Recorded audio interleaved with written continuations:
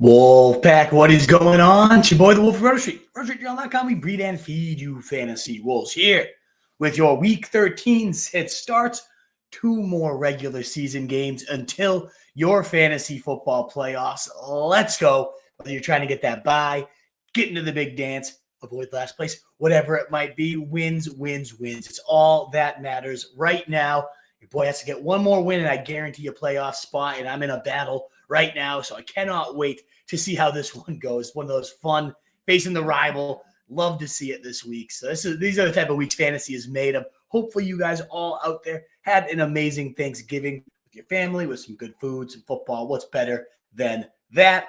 As always, I will first just dive into some would have normally been Thursday night football takeaways. We'll do just the Black Friday takeaways. We won't dive into every single game from Thanksgiving. Then we'd be here for an hour just talking about what already happened. And I know what you guys are worried about, as I already see in the mailbag, a full loaded, 30 questions already. You love to see that type of mailbag sitting here waiting for you. I know that's what all of you want. So get those questions on in. If you like what you're hearing at any point, that thumbs up button is so greatly appreciated on YouTube, the heart button on Twitter. Help us get out to more people and continue to grow the stream. Any new subs? We're climbing towards 5K. Who knows if we'll hit it this year, but hey, it's been awesome to see the growth and see so many returning faces each and every week. So thank you again for choosing to spend your Sunday morning here with me. Let's dive into the Black Friday recap real quickly. Biggest takeaway for me was Aiden O'Connell actually kept these Raiders afloat, 340 pass yards. That's a pretty healthy pie here for your Raiders weapons. None more fed than Mr. Brock Bowers himself. 14 targets, 10 catches, 140 yards, and a score. Cementing himself as the best tight end pick you could have made in fantasy football. Maybe him versus Trey McBride as to who you'd rank as the number 1 tight end moving forward the rest of the season. But only Bowers was going in round 9, round 10.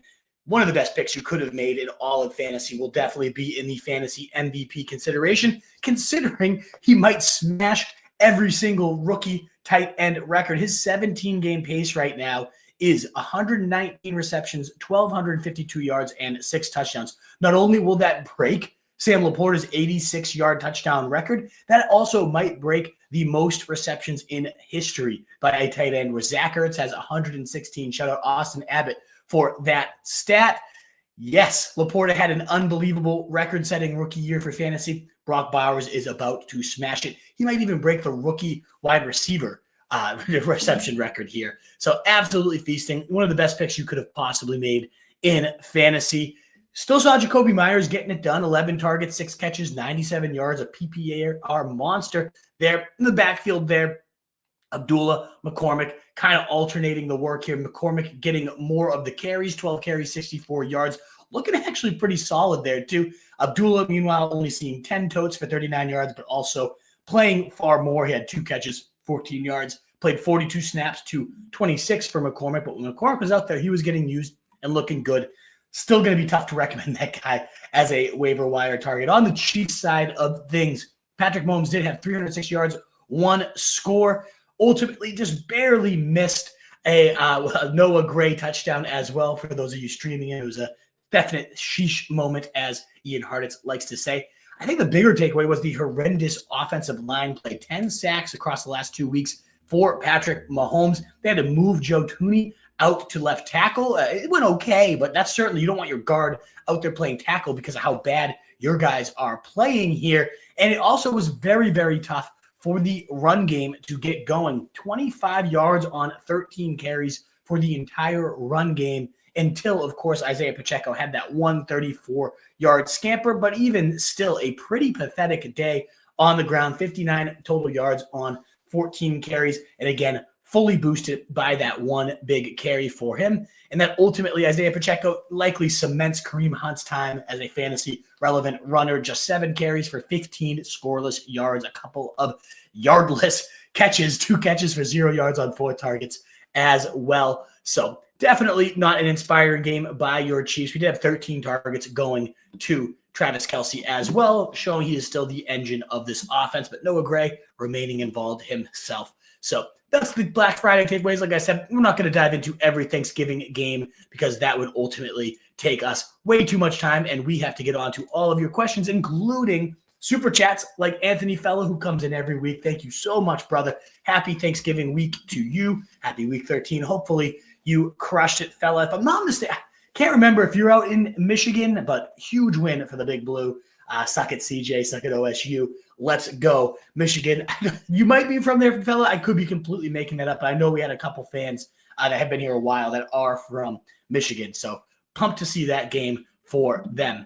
Let's dive into your question here, though. Thank you so much for the super chat. Anybody that does super chat, you do get to cut the line. It is so greatly appreciated. It goes such a long way to making this such a it's something you can do every single day, every single week rather, because you guys are so supportive. So thank you again so much, Mr. Fella. Let's dive in. Burrow or Baker, 6-point passing touchdown.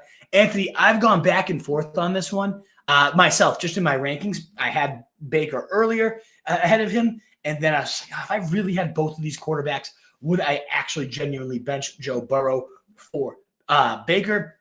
And then I was like, no, probably not.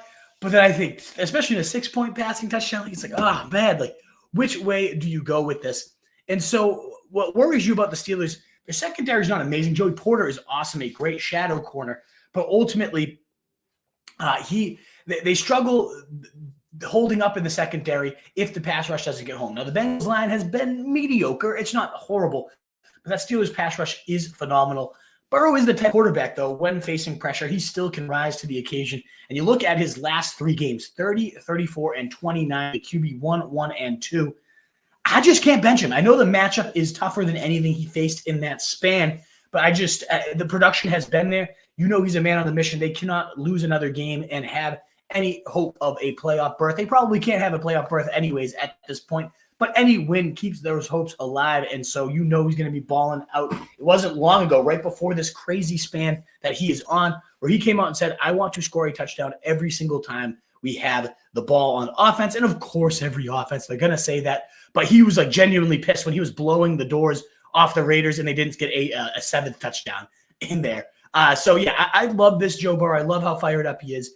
And as good as Baker Mayfield's been all year, another one of those hero picks, I got to stick with Joe Burrow here, Anthony Fella.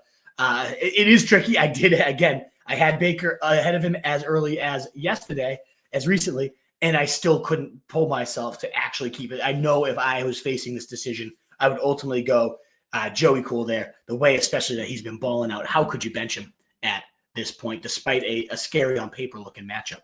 Thank you so much, Anthony. Thank you so much, Corey Jones, with a $5 super chat. Really, really appreciate it, Corey. You're the man. Need 2 receivers, 2 running backs, 1 flex PPR. So we got a lineup setting here. We got Kupp, McLaurin, Sutton, Mooney, Pickens, D. Smith, Bucky, Bijan, Chase Brown, QB. Would you go Stafford or Murray? Whew. We got a brutal one here, Corey. A lot of great options. Your team is absolutely fire here. I would certainly play Cooper Kupp. Terrible secondary there for these Saints. They traded away Lattimore. It only got worse from there. I love getting Cooper Kupp in my lineup today. And really any week, he's always going to be a top 8 guy for me. So he's the lock. I really can't bench Sutton at this point either. Since that 1 0-point dud, him and Bo Nix are really, really emerging right now. And ultimately, Sutton is the wide receiver 2 behind only Jamar Chase in fantasy points since that 0-point dud. It is absolutely crazy what this guy is going out there and doing on a weekly basis. So I love Cortland Sutton. I love Cooper Kupp this week. Those are the 2 locks for me for your receivers. And then the flex gets really, really tricky. So for the running backs, I got to go Bijan. I got to go Chase Brown. Those 2 are just studs. Chase Brown has not given up a single running back touch since the team, since Zach Moss got hurt, and placed on the injured reserve. It's been the pure and utter Chase Brown show. Bijan, of course, you can't bench this guy.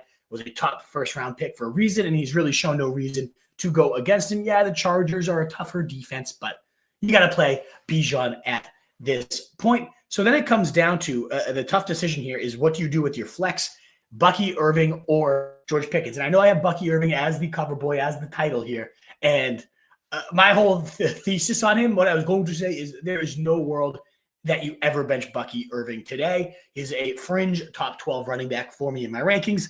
And I think that still holds true here. I love Pickens, love Terry McLaurin, great options all around, Corey Jones. But personally, I cannot bench Bucky Irving coming off a 24-point day. now getting the single best matchup for running backs, nearly 10 points added to a team backfield total against the Panthers. And this team is already the Bucs, averaging so many points from their backfield. So very tough question here, Corey, but just because you have so many good options, it's a great problem to have. But I would go Kupp and Sutton at the 2 receiver spots. I would go Bucky and Bijan Bijan and Chase Brown at the 2 running back spots. I would be flexing Bucky Irving very slightly ahead of McLaurin and Pickens. Those guys are just a little too boom busty for me, whereas all the other guys feel like you're going to get you 8 to 12 targets. You're going to get all the carries in the world for those running backs as well, with all similar ceilings. Could McLaurin, could Pickens, could even Mooney outscore these guys? Yes, of course they could. But the other ones just feel so much safer to not, there's more disappearing risks to these other guys as well. For the quarterback question, I actually think I'm going Stafford there. Stack him up with Kupp and get that lineup cooking. Thank you so much, Corey. And thank you so much, Anthony, your second super chat. And indeed, you say good blue. Hey, this memory doesn't work for much. Couldn't tell you what I had for breakfast yesterday. But for somehow I can remember that Anthony fella and I know your league mate over there, you guys, a firster, if I'm not mistaken, right, are both out there in Michigan. What a win, though. That was a thrill of a game. We have a good tailgate at my buddy's called the Bailgate, the sponsor of the show, Verlo owner, actually. And we had a blast yesterday just celebrating that win. So much fun there. He went to the business school out there at Michigan, and I've been to a bunch of games. Love Big Blue. Let's talk about your question here. Flex 1, full PPR, Jennings, Dell, or Otten, go blue. This is tricky, and I love fella and anybody else out there. I mean, maybe Campanelli, I know you're in the mod seat. I'm trying to dive into what this weather is looking like here in Buffalo, because a lot of people commenting, oh my God, going to be a blizzard, 3 feet of snow. But a lot of reports saying it might be done by well ahead of kickoff. So it's one of those tricky situations where I don't know exactly how much I need to be altering my rankings right now for the weather there in Buffalo. So if anybody has any clarity on that, if there's any a good weather follows, I know you guys are trusting me for fantasy advice, but ultimately I'm not great about factoring the weather in. I do follow it. I do like to watch it. And sometimes it does. We saw that Cleveland game, that Thursday night game not too long ago, where there was just not much value because the weather really limited them. And that does make me nervous here. If all things were considered equal, it would be Jennings. It'd be a no-brainer. Brock Purdy's going to be back, and all these weapons are going to be full system go. But if that weather is truly 3 feet of snow, massive winds, whatnot. So we'll keep our eyes peeled. I'm going to definitely try to dive in a little bit more. I was looking at it this morning. It's just so tricky to trust. One site saying it's going to be horrible, bench all your guys. Another site saying it's going to be over before it matters too much. So if you guys see it, feel free to comment in the chat anything about that Buffalo weather. For right now, though, I will say go Jennings. We've seen Cade Otton take a decent hit with Mike Evans back in the lineup. Gets a great matchup as against the Panthers. I think it is the number 1 matchup, in fact, for the tight ends. I can't trust Tank Dell right now. Great matchup as well. All these guys are in decent spots other than Jennings. Tougher matchup against Buffalo. So if that weather is truly an issue, I would probably go and pivot to Cade Otton. I could see him having one of those dink and dunk, just dominate you type of games this week. And a full PPR, racking up those catches. Dell, he's in a good spot to get a big play against the defense that's bleeding him. But he just hasn't made those plays all year. So I worry that this is another one of those Joe Mixon with 30 carries. They slow down the game. They play forever, just bleeding you out. And we just don't get much going for Tank Dell. So I'm going to lean right now Jennings, unless the weather is just so horrendous that we have to pivot off him, in which case Cade Otton is not a bad option at all in a full PPR. So I'm going to dive in a little bit more, Anthony. We're going to keep our eyes peeled. So Campanelli coming in with a weather update. He says, lake effect snow warning until 7 p.m. Monday. Okay. So that's a long time. That is a bad type of weather alert, not the type you want to be getting. So I do think I'm going to need to adjust here on the fly for the weather.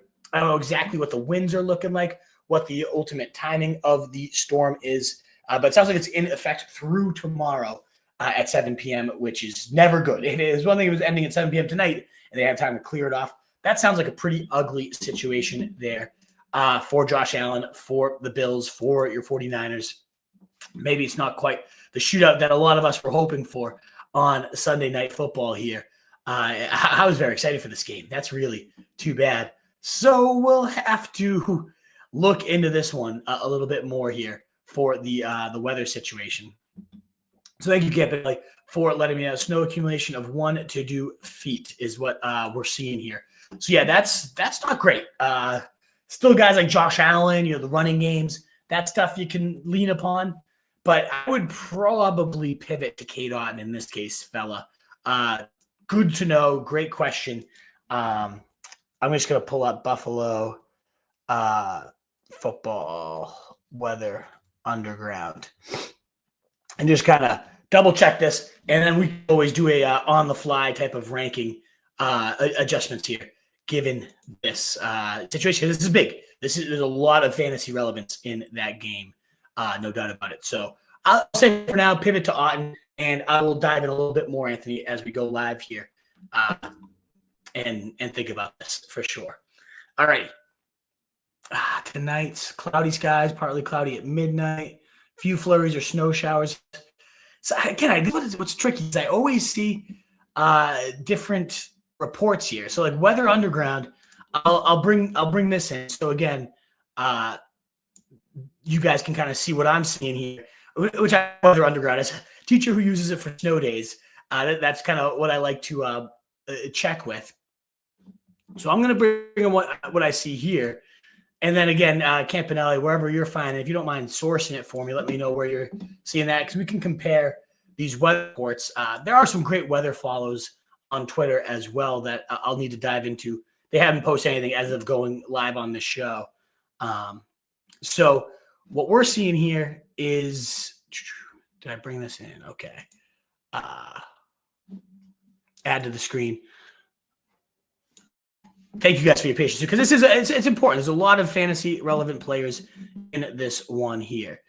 So, all right, we have this pulled up. Hopefully, that advertisement's gone on my end. I hope it's gone on your end as well. So we're seeing 33 degrees, feels like 27. So cold day, but it doesn't look like there's any snow coming in as of right now. Whereas tomorrow is like a sunny high of 37. I'm going to go to the hourly forecast here and just take a peek at it. So 24% chance. Maybe I'm looking at the wrong thing, guys, but this does not look to me to be something I'm overly concerned about with a 24% 0 inches. Buffalo, New York. I don't know. I'm not seeing anything that looks hugely concerning here. This is saying 0 inches. Maybe Weather Underground is just not projecting the right things. There is some winds, 14, 15 mile per hour, not great, but what I'm seeing is a lot different, rain, snow. But Campanelli said there was 2 feet. So, yeah, I know we're taking a little bit of time here just to double check this stuff. But this is fine weather. Certainly nothing that would make me want to not play my studs in this. And I do think Jauan Jennings, when Brock Purdy's healthy, is a stud. So, yeah, I got to keep tracking that a little bit more. But that's what I'm seeing from Weather Underground here, which does not look overly concerning at all right now. So, yeah, just a quick weather update. We will continue to track that as we find more. I forget the exact guys' names, but I don't know if Campanelli, you mind looking on Twitter, just searching like Buffalo 49ers fantasy football weather tonight and seeing if there's any follows that are really breaking down what they're expecting there. But I'm going to right now say, fellow, based on what I just saw, I'm going to go Jauan Jennings at this point and continue to track that for you as we go. Levi, thank you so much. Always super chatting. You're so appreciated, brother. I really, really appreciate every single week coming in and supporting your boy like this. Need to start 3. Mike Evans and Kupp seem like locks, I think, but still need one more from Kittle, London, or Brian Thomas, and weather for Kittle. Yeah, so the weather conversation continues on here. Don't want to take too much time with it. I do think that's enough of a reason to maybe when you have such good other options here. I do think Evans and Kupp are locks. I would agree with that, even though you have such phenomenal plays, Levi. I'm thinking London is the other play. Chargers defense is good, but not incredible. They haven't faced a ton of great offenses, so I'm not overly reacting to the matchup rating there for Drake London. I think he's a very fine play. Today, Brian Thomas also in a great spot with Trevor Lawrence returning. Houston's going to likely put up their points. And now you have no Christian Kirk, everything consolidating on him. I love Brian Thomas. He's a fringe top 15 wide receiver for me as well. Drake London's just done it a bit more consistently here. Trevor Lawrence, you have no idea. It's his first game back.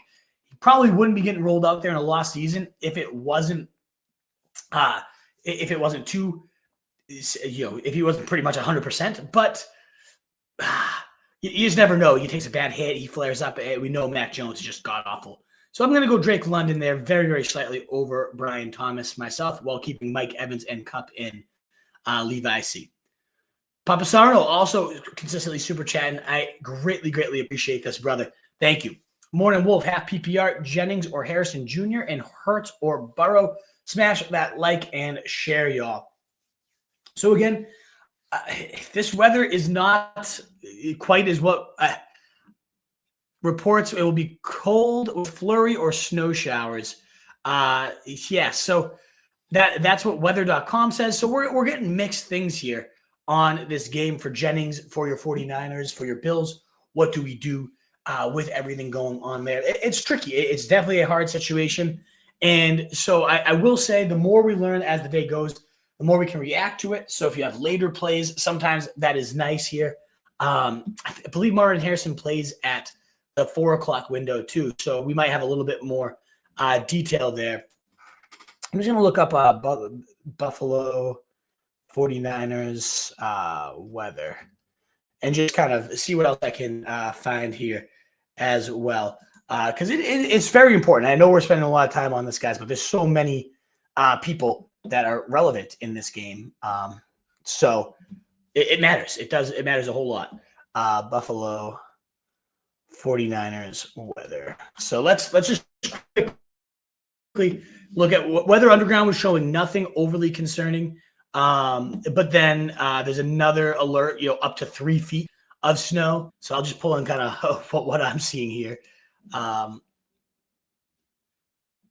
Bills. So 49ers, snow covers the stadium, plows clearing the field, snow, wind in the forecast. So yeah, let's just check out NBC Sports. They're usually fine. And just kind of get a sense of what's kind of getting projected here. Because a little snow beforehand that gets cleared off, whatever, not a big deal. But if it's just going to keep dumping throughout the game, so let's jump in here real quick. Snow plows circling as the team began recruiting volunteer shovelers as it did. So lake effect anywhere from we got a decent amount of snow here. Lake effect storm warning is in place for Buffalo through Monday, anywhere from 2 to 3 feet of snow forecast ahead of Sunday night's game. It's going to be concerning for traveling to the game. We do not expect the game to be postponed. The game will go on. Games that are colder, but people will need to be prepared. The first real cold of the season. We haven't had anything like it this year, of course. Whiteout conditions between Saturday and Sunday. Traveling treacherous and potentially dangerous. Lake effect snow can produce a wide range of weather. Bands of locally heavy snow with greatly reduced visibilities to dry conditions just a few miles away. So that's probably what's showing on Weather Underground is it's not necessarily showing right at the stadium where the lake effect warning is in effect. But ultimately these bands are going to drop right at, we've seen it. So we know how this goes in Buffalo. This seems like a big concern. So I do got to adjust this a bit on the fly here, if you guys would be so willing to. I know we have a lot of questions coming in on Jauan Jennings, so I just want to show where I'll have him end up going. So I'm just gonna a little behind the curtain here, show you guys how the sauce is made, and because it does seem ultimately like we need to be adjusting for this, and we will share. Okay.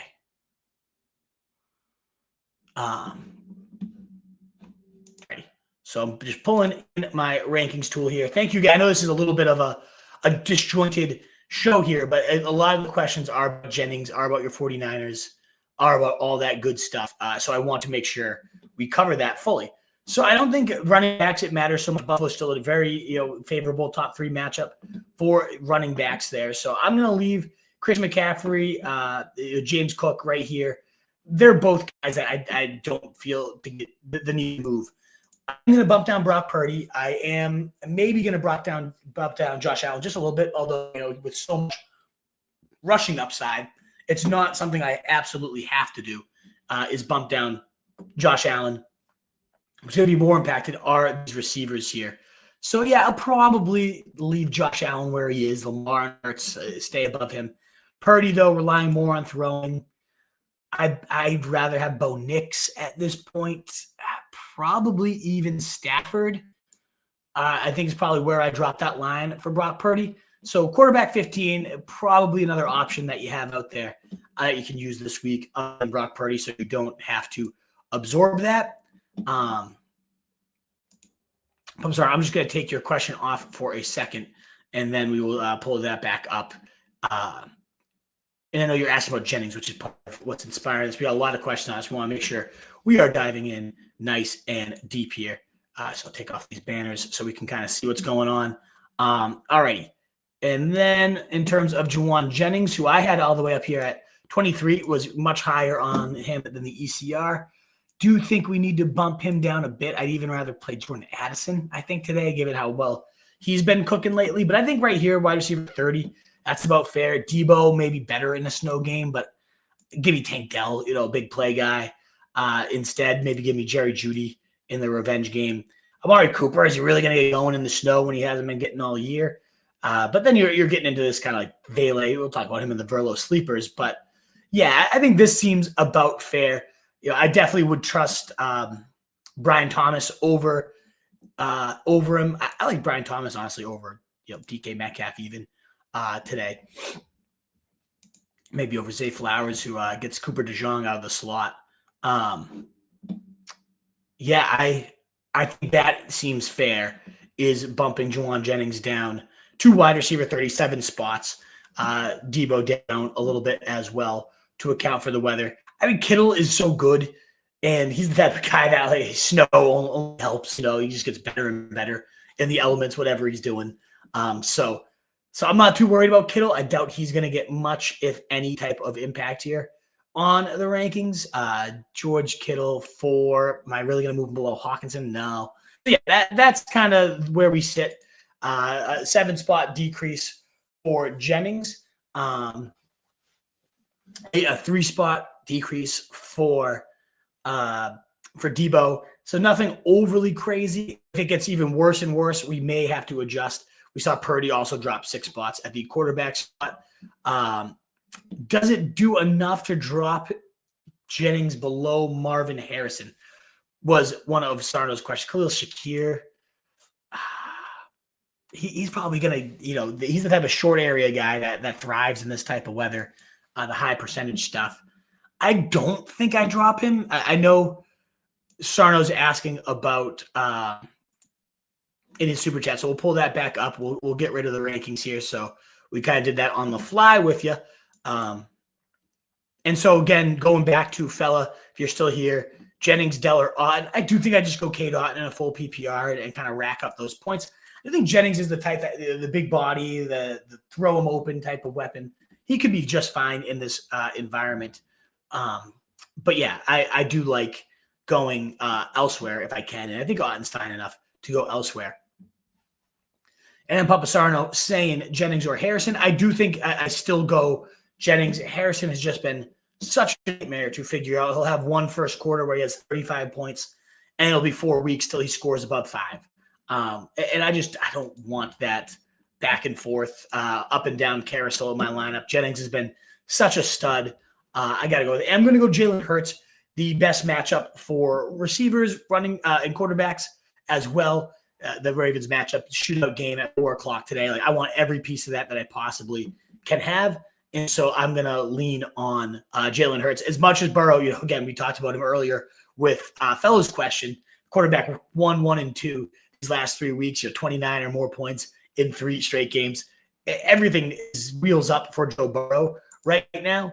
But Jalen Hurts in such a great shootout style atmosphere, I cannot turn that down. Yeah, you look at Marvin Harrison these last since week 5, 5 points, 0 points, 4 points, 20 points, 2 points, 14 points, 6 points.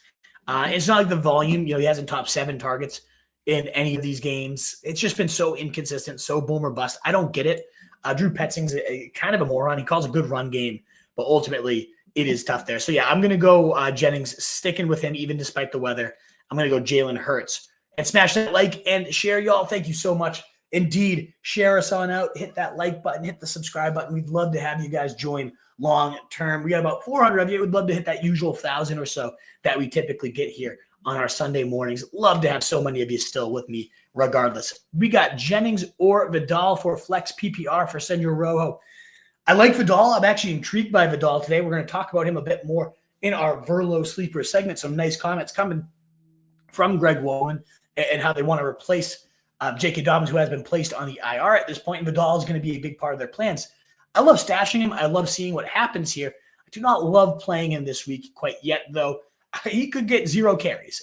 We've seen Hassan Haskin playing above him. First, mostly special teams work, sure, but he's also been rotating in, even when Dobbins got out last week. Gus Edwards remained in the same similar snap share. It was just Haskins was taking over some work. That's why I'm not overly high on Gus Edwards today. I do think Vidal could ultimately be the more valuable guy here the rest of the season, but I'd rather wait and see. And with a guy like Jauan Jennings, despite the weather concerns, I got to play that one out and let him fire up. If it was, of course, Brandon Allen and the weather concerns, then okay, no way. But we do have Purdy confirmed in. We know those two have a rocket, tight chemistry there. So I'm going to go with Jauan Jennings there, Senor Rojo. BK with a very generous $10 super chat. Thank you so much, sir. Each and every week, you are so generous. My man, you're just the best. Thank you so much, BK. Glad to see your fantasy teams are still afloat. And as we get here in crunch time, you love to see it.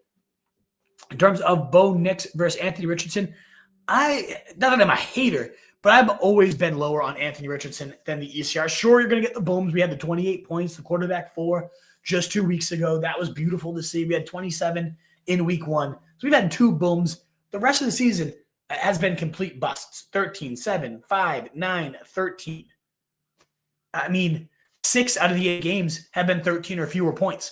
Against the Patriots today, could he run all over us? Yeah, absolutely. The Patriots stink. As a Pats fan, I fully know that. But I can't trust that.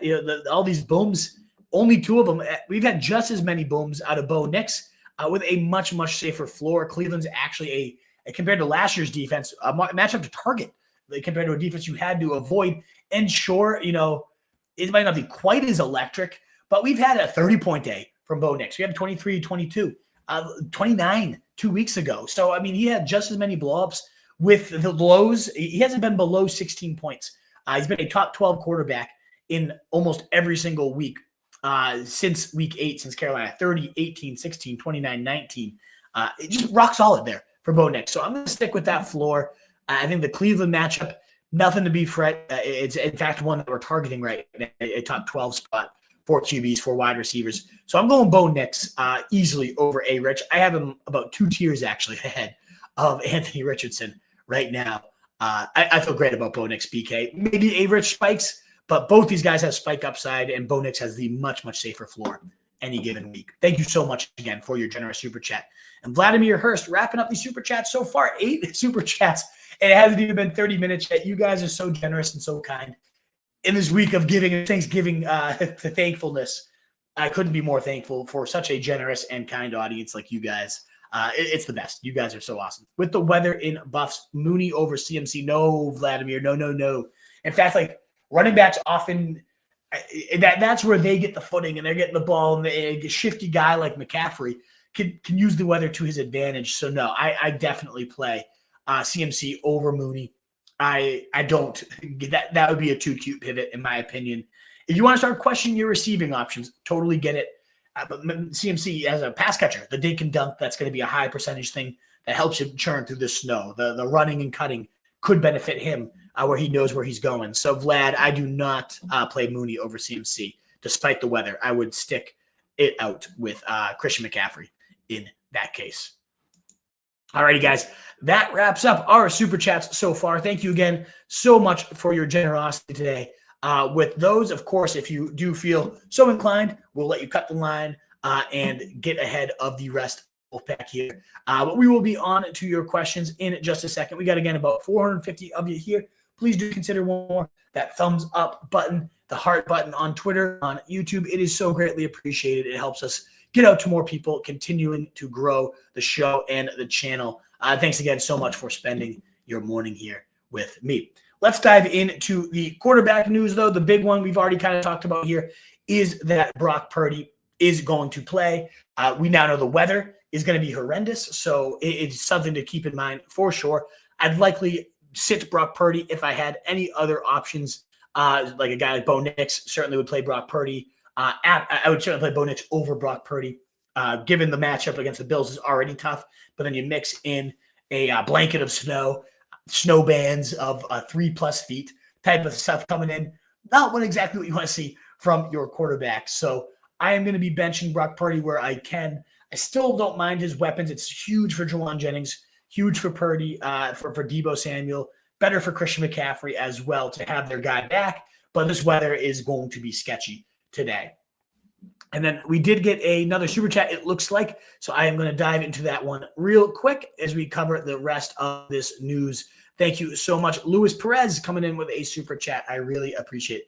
Opponent has Dallas, D, and Aubrey. Oof. So that is a tough one. Special teams are the reason why you're in a big hole. Nothing like that. 17 points from Dallas D. I forget what Aubrey had, but I know it was a decent amount. So you need upside. Do you sit Nix for Dell Stroud combo? Yeah, if you're starting Tank Dell anyways, I like the Stroud for upside play. I mean, it's crazy because he's only had one game at 20 points or above all year. So it's like, does Stroud really have upside? I don't know. We really haven't seen it. If he's going to have upside, it's against the Jags. The Jags are bottom barrel, piss poor team, and it's so generous. Only the Ravens have given up more points to quarterbacks on the year. They are a bad secondary. They've quit on their coach. Just a horrendous team. So theoretically, the highest path to upside, if you need it right now, is stacking those guys up, is Dell and Stroud, hoping they connect on a couple big deep balls. We just haven't seen that all year. So yes, theoretically, game theory-wise, Lewis, that makes complete sense. Stack up Stroud, stack up Dell. You have to get less right. And we've seen in last year that work out humongously for humongous days.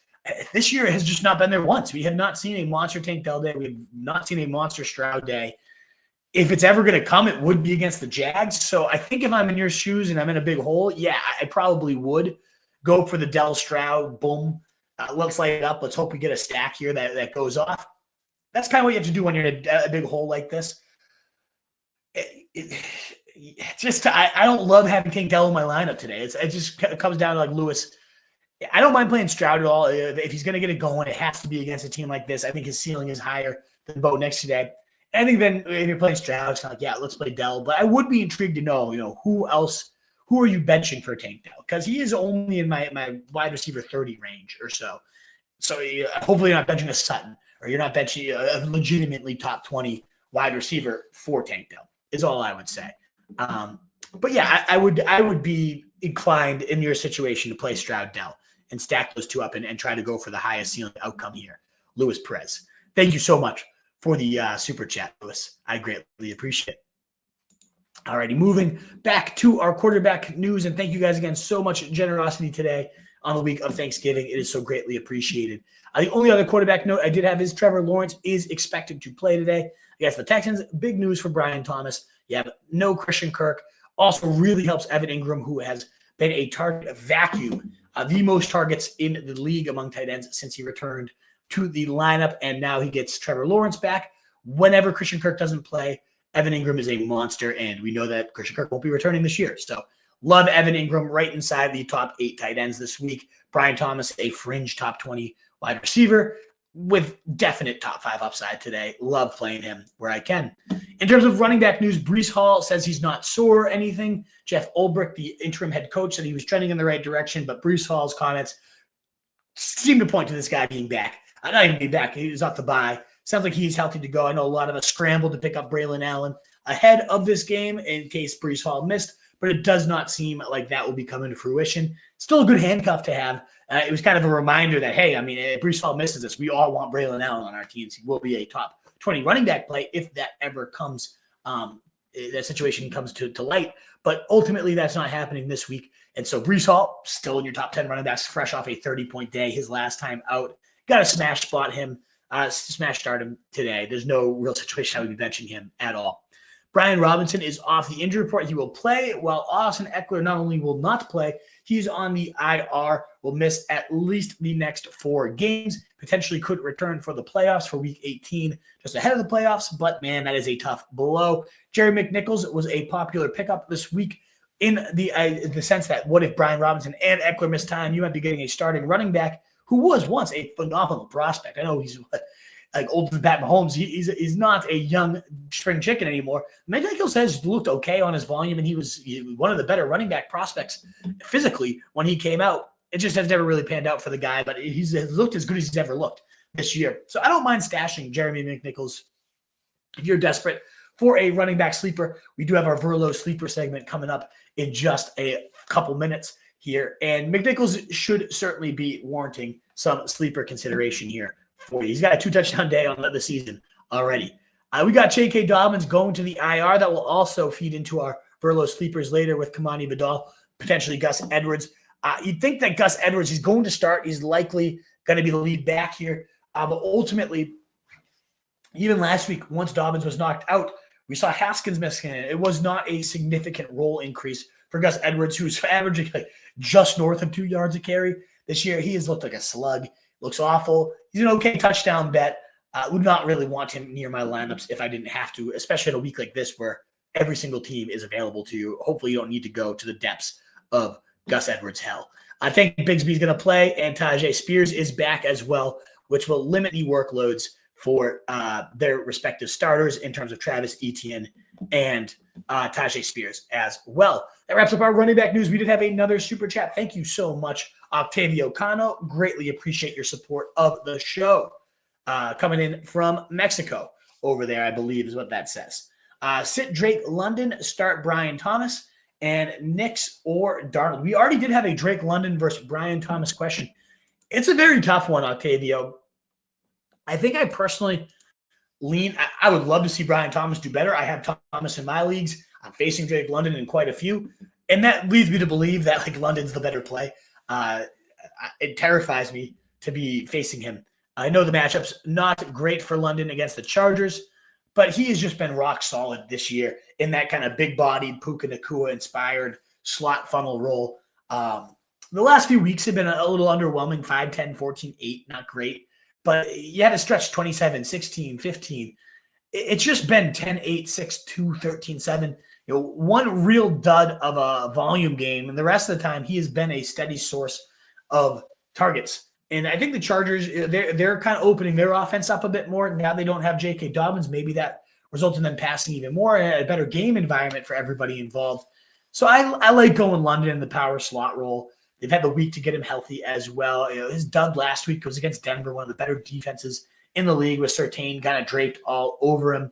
So I like Drake London this week. I think he will make the most of his volume and come back with a nice get-right game for you.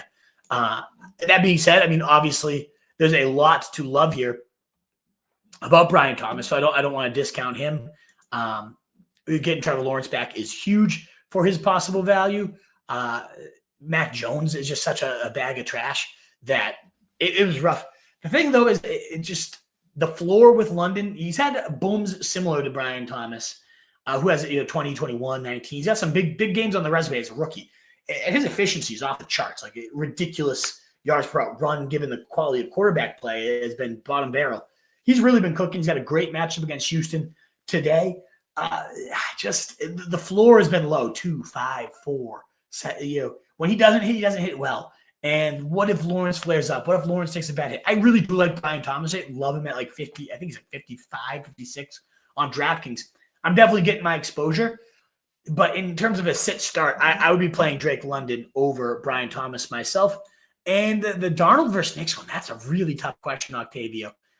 I believe, without looking at my ratings, I don't want to cheat and look because I like to answer these off the cup. But I'm pretty sure I have these guys like 11 and 12 or 13, 14. Like they're back to back, if I'm not mistaken. I'm going to peek. 12 and 13. Darnold at 12 and Bo Nix at 13. And so that's a tricky one. I just see what Darnold has done these last few weeks, really most of the season, but since the bye week, 17, 18, 21, 9, 24, 21, really one dud.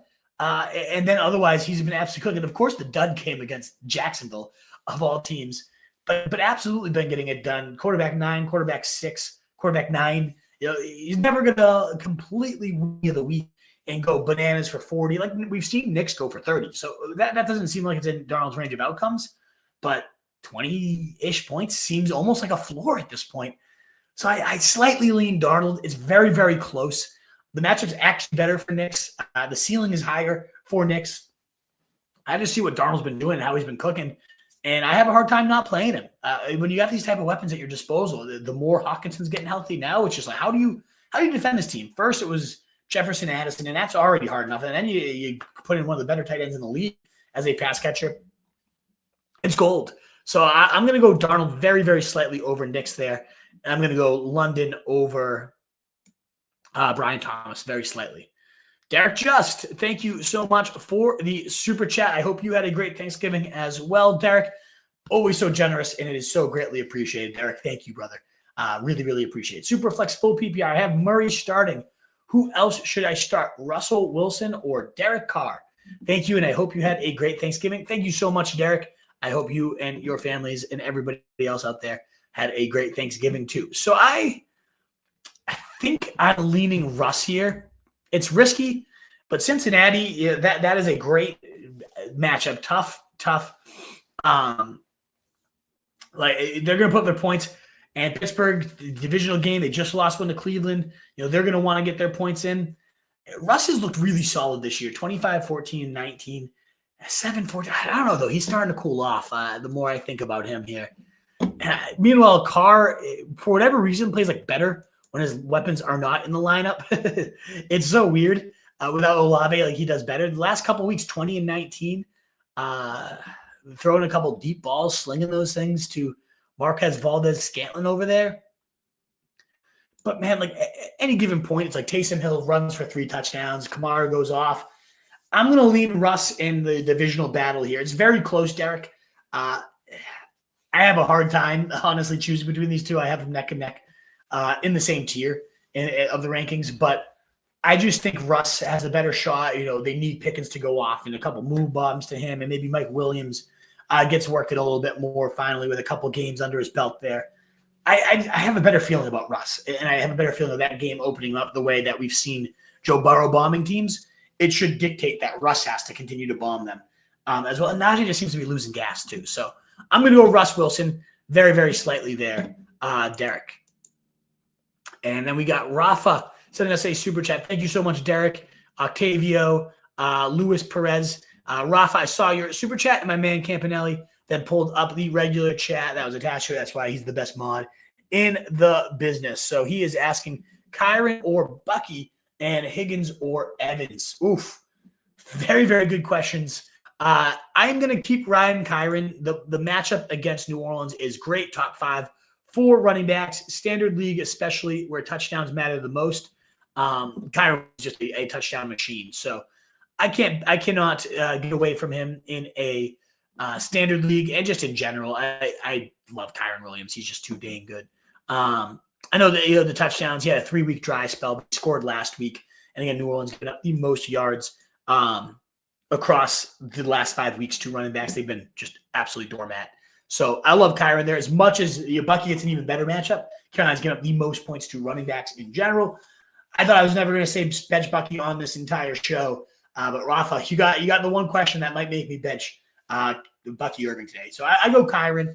I think we're in for like one of those 2-3 touchdown Kyron days this week. And then Higgins versus Evans. Oh, man, I'm going to ride Evans here. Carolina, obviously a pathetic defense. Evans, first game back, he only played about 55 to 60% of the routes. They didn't need to lean on him too hard. And maybe they ease him in yet again. Still did have a nice 5 catches, 68 yards. Looked okay in his return to action. And now, again, no Godwin. Maybe that role continues to elevate and grow. They got a nice soft schedule here down the stretch. So I'm leaning Evans. There's a lot of risk that I've seen a lot of rumors that maybe Joey Porter, they're going to double team Jamar Chase all day. And then we have Joey Porter shadowing Higgins and trying to take him out. He's been one of the best shadow corners. And Lee Higgins can roast him. Higgins can have a couple deep balls, but I lean on Evans as the clear-cut number one passing option here. I think he kind of has his welcome back game this week. So I like Mike Evans. I like Kyron Williams. Great options, great team, Rafa. They can't get all these guys in. Thank you so much for the super chat, brother. I greatly appreciate that for sure. Alrighty, I believe that wraps up all these super chats so far. So we are going to move back into the news portion of this and onto all of your questions as well. Thank you guys so much for being here. If you have a second, just hit that quick thumbs up or heart button, the like, the share, the retweet. All that stuff is so greatly appreciated to help us continue growing. We had just a handful of receiver notes and tight end notes that we're going to quickly cover for you. We'll hit our sponsor segment, and then we'll be on to the mailbag. Devonta Smith, he was listed as questionable against the Ravens. It does seem like he is trending towards in. He's been pretty mediocre at less than 100% these last couple of weeks, but you also get the Ravens giving up the most points to wide receivers. This feels like a very solid get-right spot for Devonta Smith.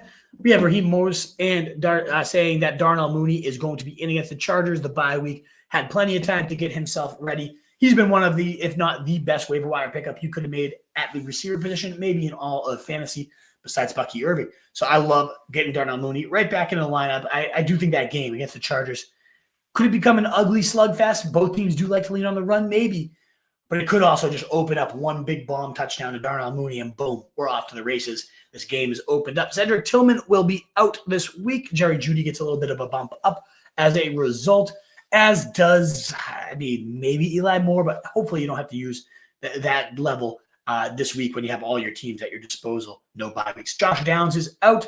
We did see Michael Pittman have a solid game, 8 targets last week, ultimately put up 90 yards. Still, though, Anthony Richardson's number one still doesn't intrigue me all that much, but maybe Adonai Mitchell, worth a stash. See what he does. 3,900 on DraftKings as well, a potential play there. And that's really all we have other than Jalen Coker being ruled out for them. So we will move back to the tight end news after, of course, we get to our super chats. My man, Texas Hustler, love to see it. Good morning indeed to you over there in Dallas. Nice win for you and the boys there in Dallas, Texas, my guy.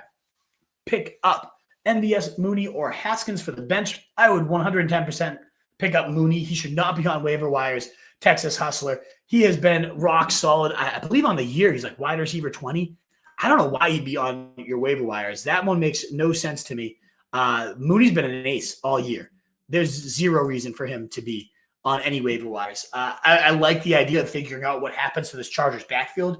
Could Haskins be one of the guys? Maybe, but I also think Kamani Vidal is the more intriguing guy there. And MVS, sure, 2 huge weeks in a row. Maybe he just, for the first time in his career, catches consistent fire and just is constantly going for bomb after bomb. But you look at it, it's like 3 targets, 2 catches, 150, and 2 touchdowns. 2 targets, 1 catch, 70 yards, and a touchdown. Just none of that feels sustainable. Maybe it is. Maybe they're scheming him up perfectly, and he'll just get those 1 to 2 catches each and every week. I don't buy it. It's MVS. We've seen this. We've done this dance for however long his career has lasted. So give me Mooney because he's just been doing it all year. This is not a one-trick pony. This man has really evolved his role finally away from Chicago with competent quarterback play. The last 4 games, he got hurt against Denver, so 4-point was a dud, but 17, 17, and 12. Wide receiver 9, 9, and 18. 27-point day. This guy's been rock solid. Mooney is a phenomenal play. So, yeah, he should not be on waiver wires. Definitely make sure to pick him up, Texas Hustler. And as he says, smash that like and sub. Let's go indeed. So definitely, if you're out there and you have not already subscribed or hit that like, please do. With 600 a here, we'd love to get to the over 1,000 mark as we often hit on these Sunday morning shows. Virginia man saying Brees is questionable. He's going to play. So don't be worried about Brees. He's already said, I feel fine. I don't feel any lingering soreness. I have Bucky in my flex. Jacobs already played. You sit Brees Hall, play Bucky, and put MHJ or Jennings in at flex. No, I would – Virginia man, and thank you so much, Virginia man. I know you super chat on Thanksgiving. You super chat pretty much every single week, as do you, Texas Hustler. You guys are so generous, and it's so kind of you. So appreciated. I would I would play all the running backs. I would play Brees. I'd play Bucky. You already played Jacobs. He had a great day. I would not put MHJ or Jennings in the flex over any of these guys. I would not sit Brees Hall. I would not sit Bucky Irving. I think you absolutely, as long as I'm understanding your question the right way, Virginia man, and I apologize if I'm not, but to me it seems like you're a little nervous about Brees Hall. Should you bench him for MHJ or Jennings? Is what this comes down to, because you have to have Bucky in the lineup this week. The only guy that I said not to is when the guy had Kyron Williams versus Bucky. Okay, fine. You can bench Bucky then, and even then I'm a little nervous to bench him. For this one, though, you have Brees, you have Jacobs, you have Bucky. You got 3 absolute studs at running back this week.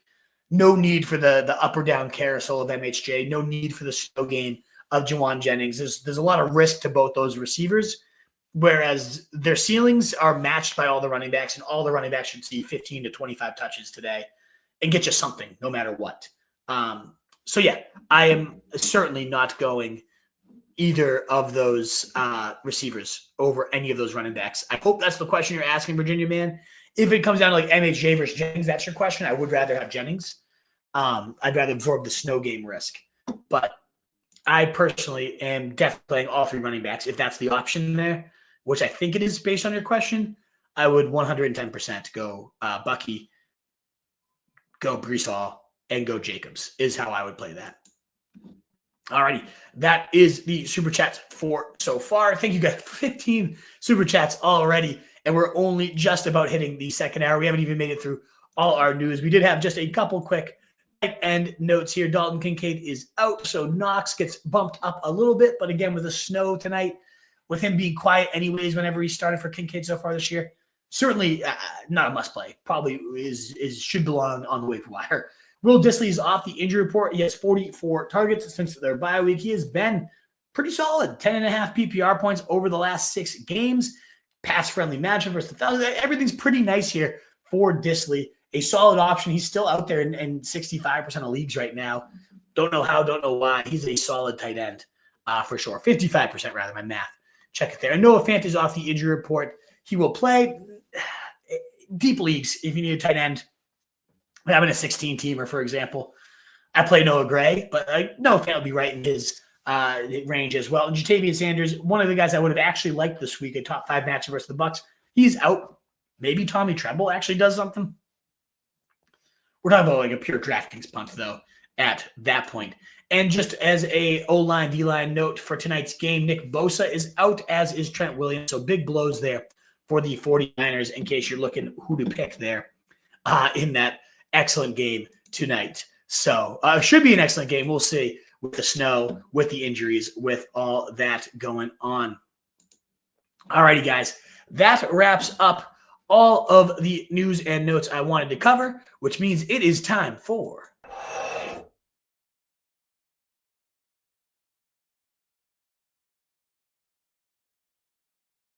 sleepers. Verlo Danvers is the spot to go if you need a new mattress.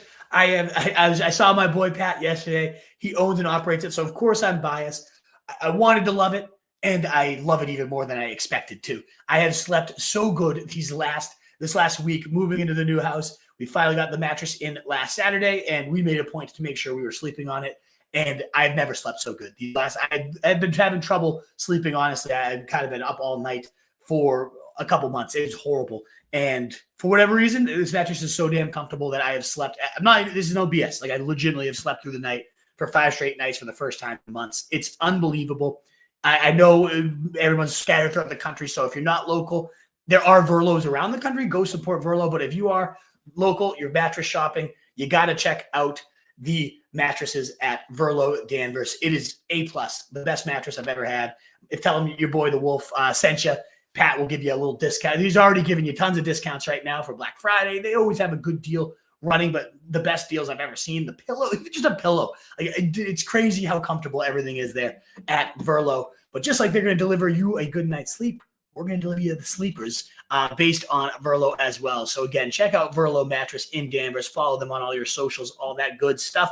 Let's talk about my Verlo sleepers. I'm going back to the well with Drake May. I won't repeat all my sleepers every single week, I promise. But I looked at the quarterbacks this week, and if I had to stream any of the most widely available guys, Drake May, 16% roster right now. I know he's cooled off. Quarterback 22 in fantasy points per game on the year. hasn't been a top QB1 since week 7. I get it. He came out firing 22 points, 21 points, hasn't topped 20 since then. It's been bad.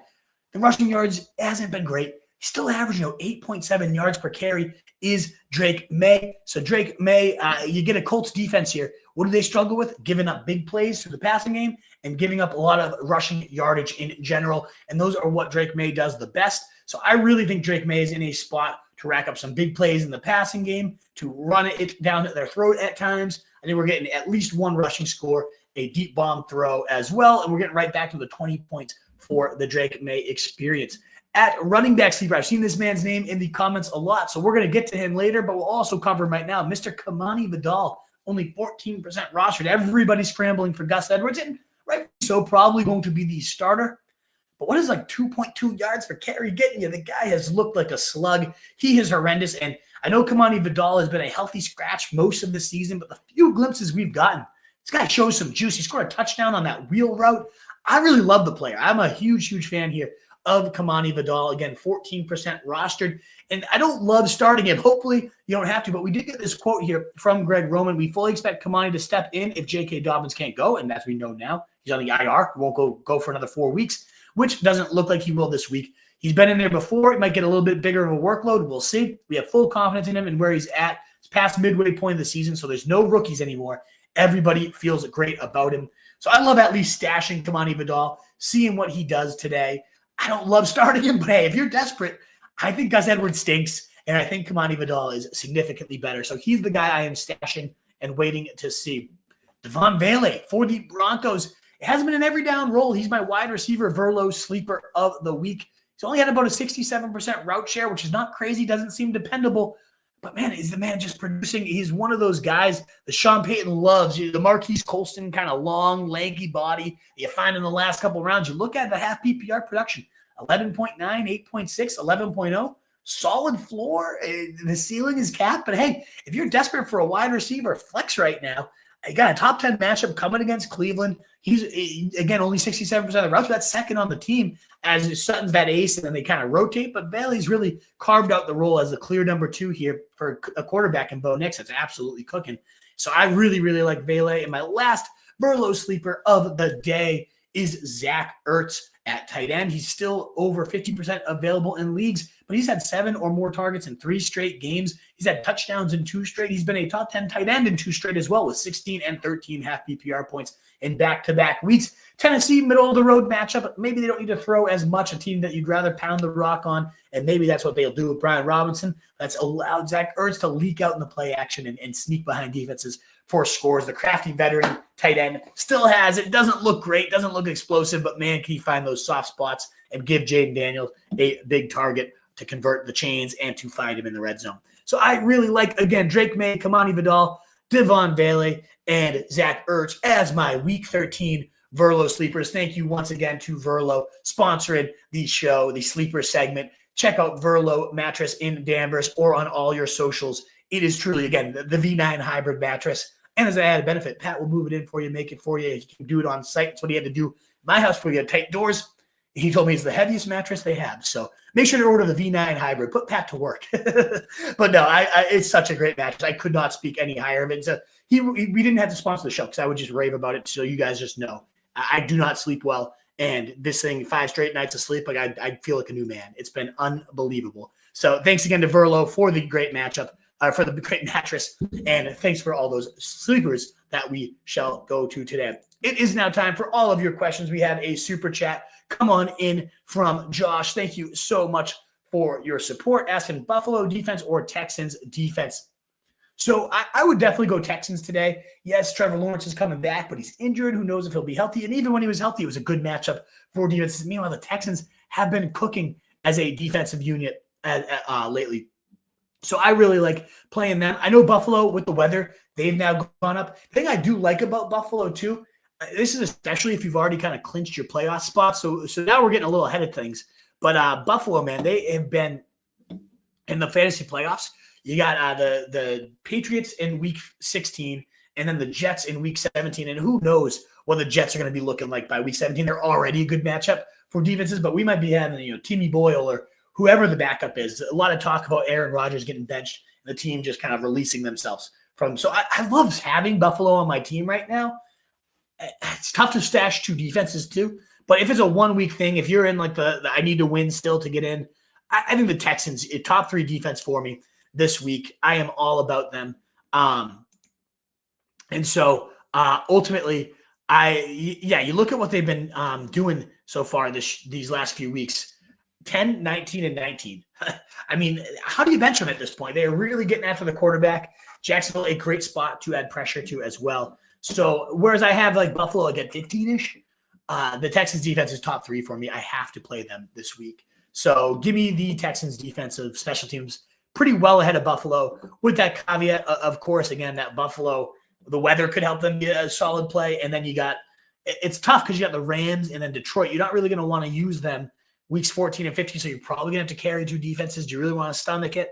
But for 16 and 17, to get New England, to get the Jets, one of the better fantasy defenses to be stashing right now if you're in that mode for the fantasy playoffs. But for 1 week, for week 13, it is absolutely the Texans defense.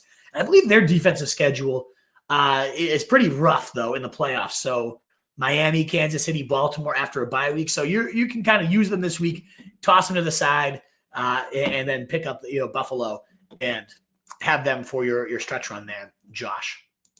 Thank you so much for the support, though. And thank you, everybody. 15 super chats already as we get into hour 2. It is so greatly appreciated to have so many of you here. 620 of you here. If you do like what you're hearing at any point, that thumbs up button on YouTube, the heart button on Twitter, the retweets, all that good stuff is so greatly appreciated. All righty. Ross H., hope you had a nice Thanksgiving too. Thank you so much. Should I start Jaden Daniels or Joe Burrow? I know I keep asking this every week.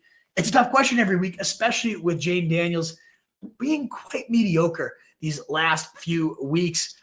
He did have 32 last week, though. Seemed like he was finally fully healthy. 74 rush yards last week.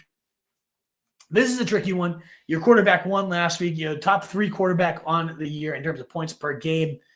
9, 14, but then 32. So it's been tough.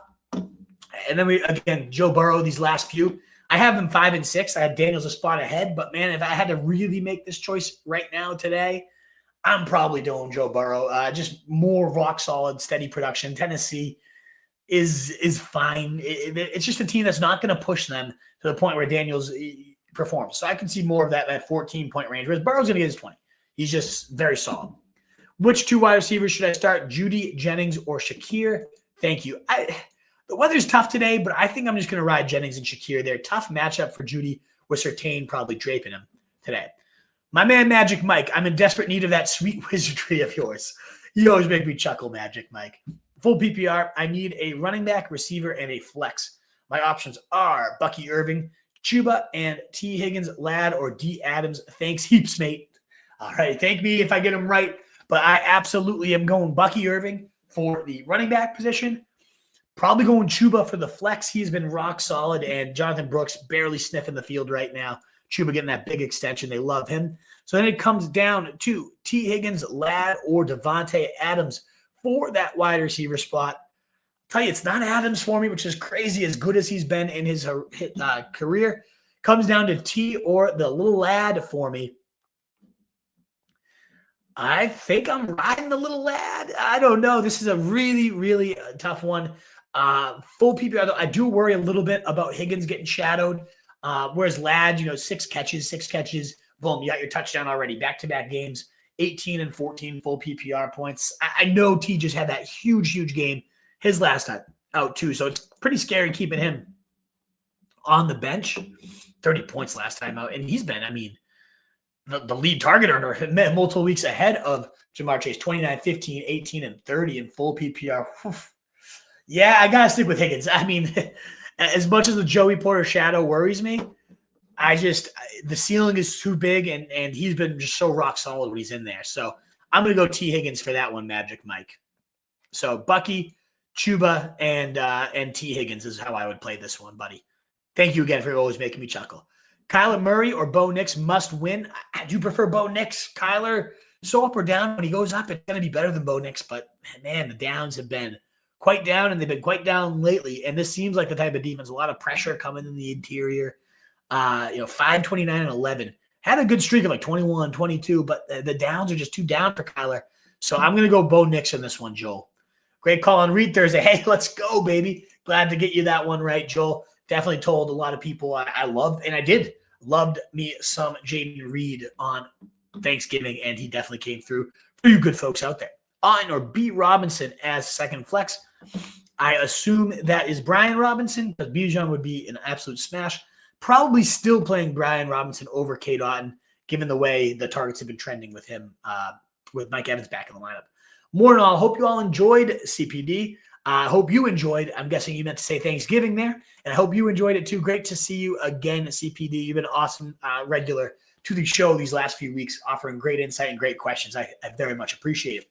Joel asking his super flex, should he start Geno Smith or Gus, Cooper, or Westbrook in my – you got to go quarterback in a super flex.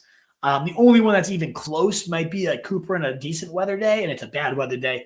Those options are all nothing. Give me Geno Smith 10 out of 10 times. Even on a bad day, the quarterbacks have like 13-ish points, which would have been a win for any of Gus, Cooper, or Westbrook. Geno also has 20-plus point days on the resume with that weapons at his disposal. So, yeah, I'm going Geno Smith 10 out of 10 times there, Joel. No doubt. Last leagues, 2 flex, please pick one. Westbrook, Edwards, Mooney, or Ingram, 2 tight end.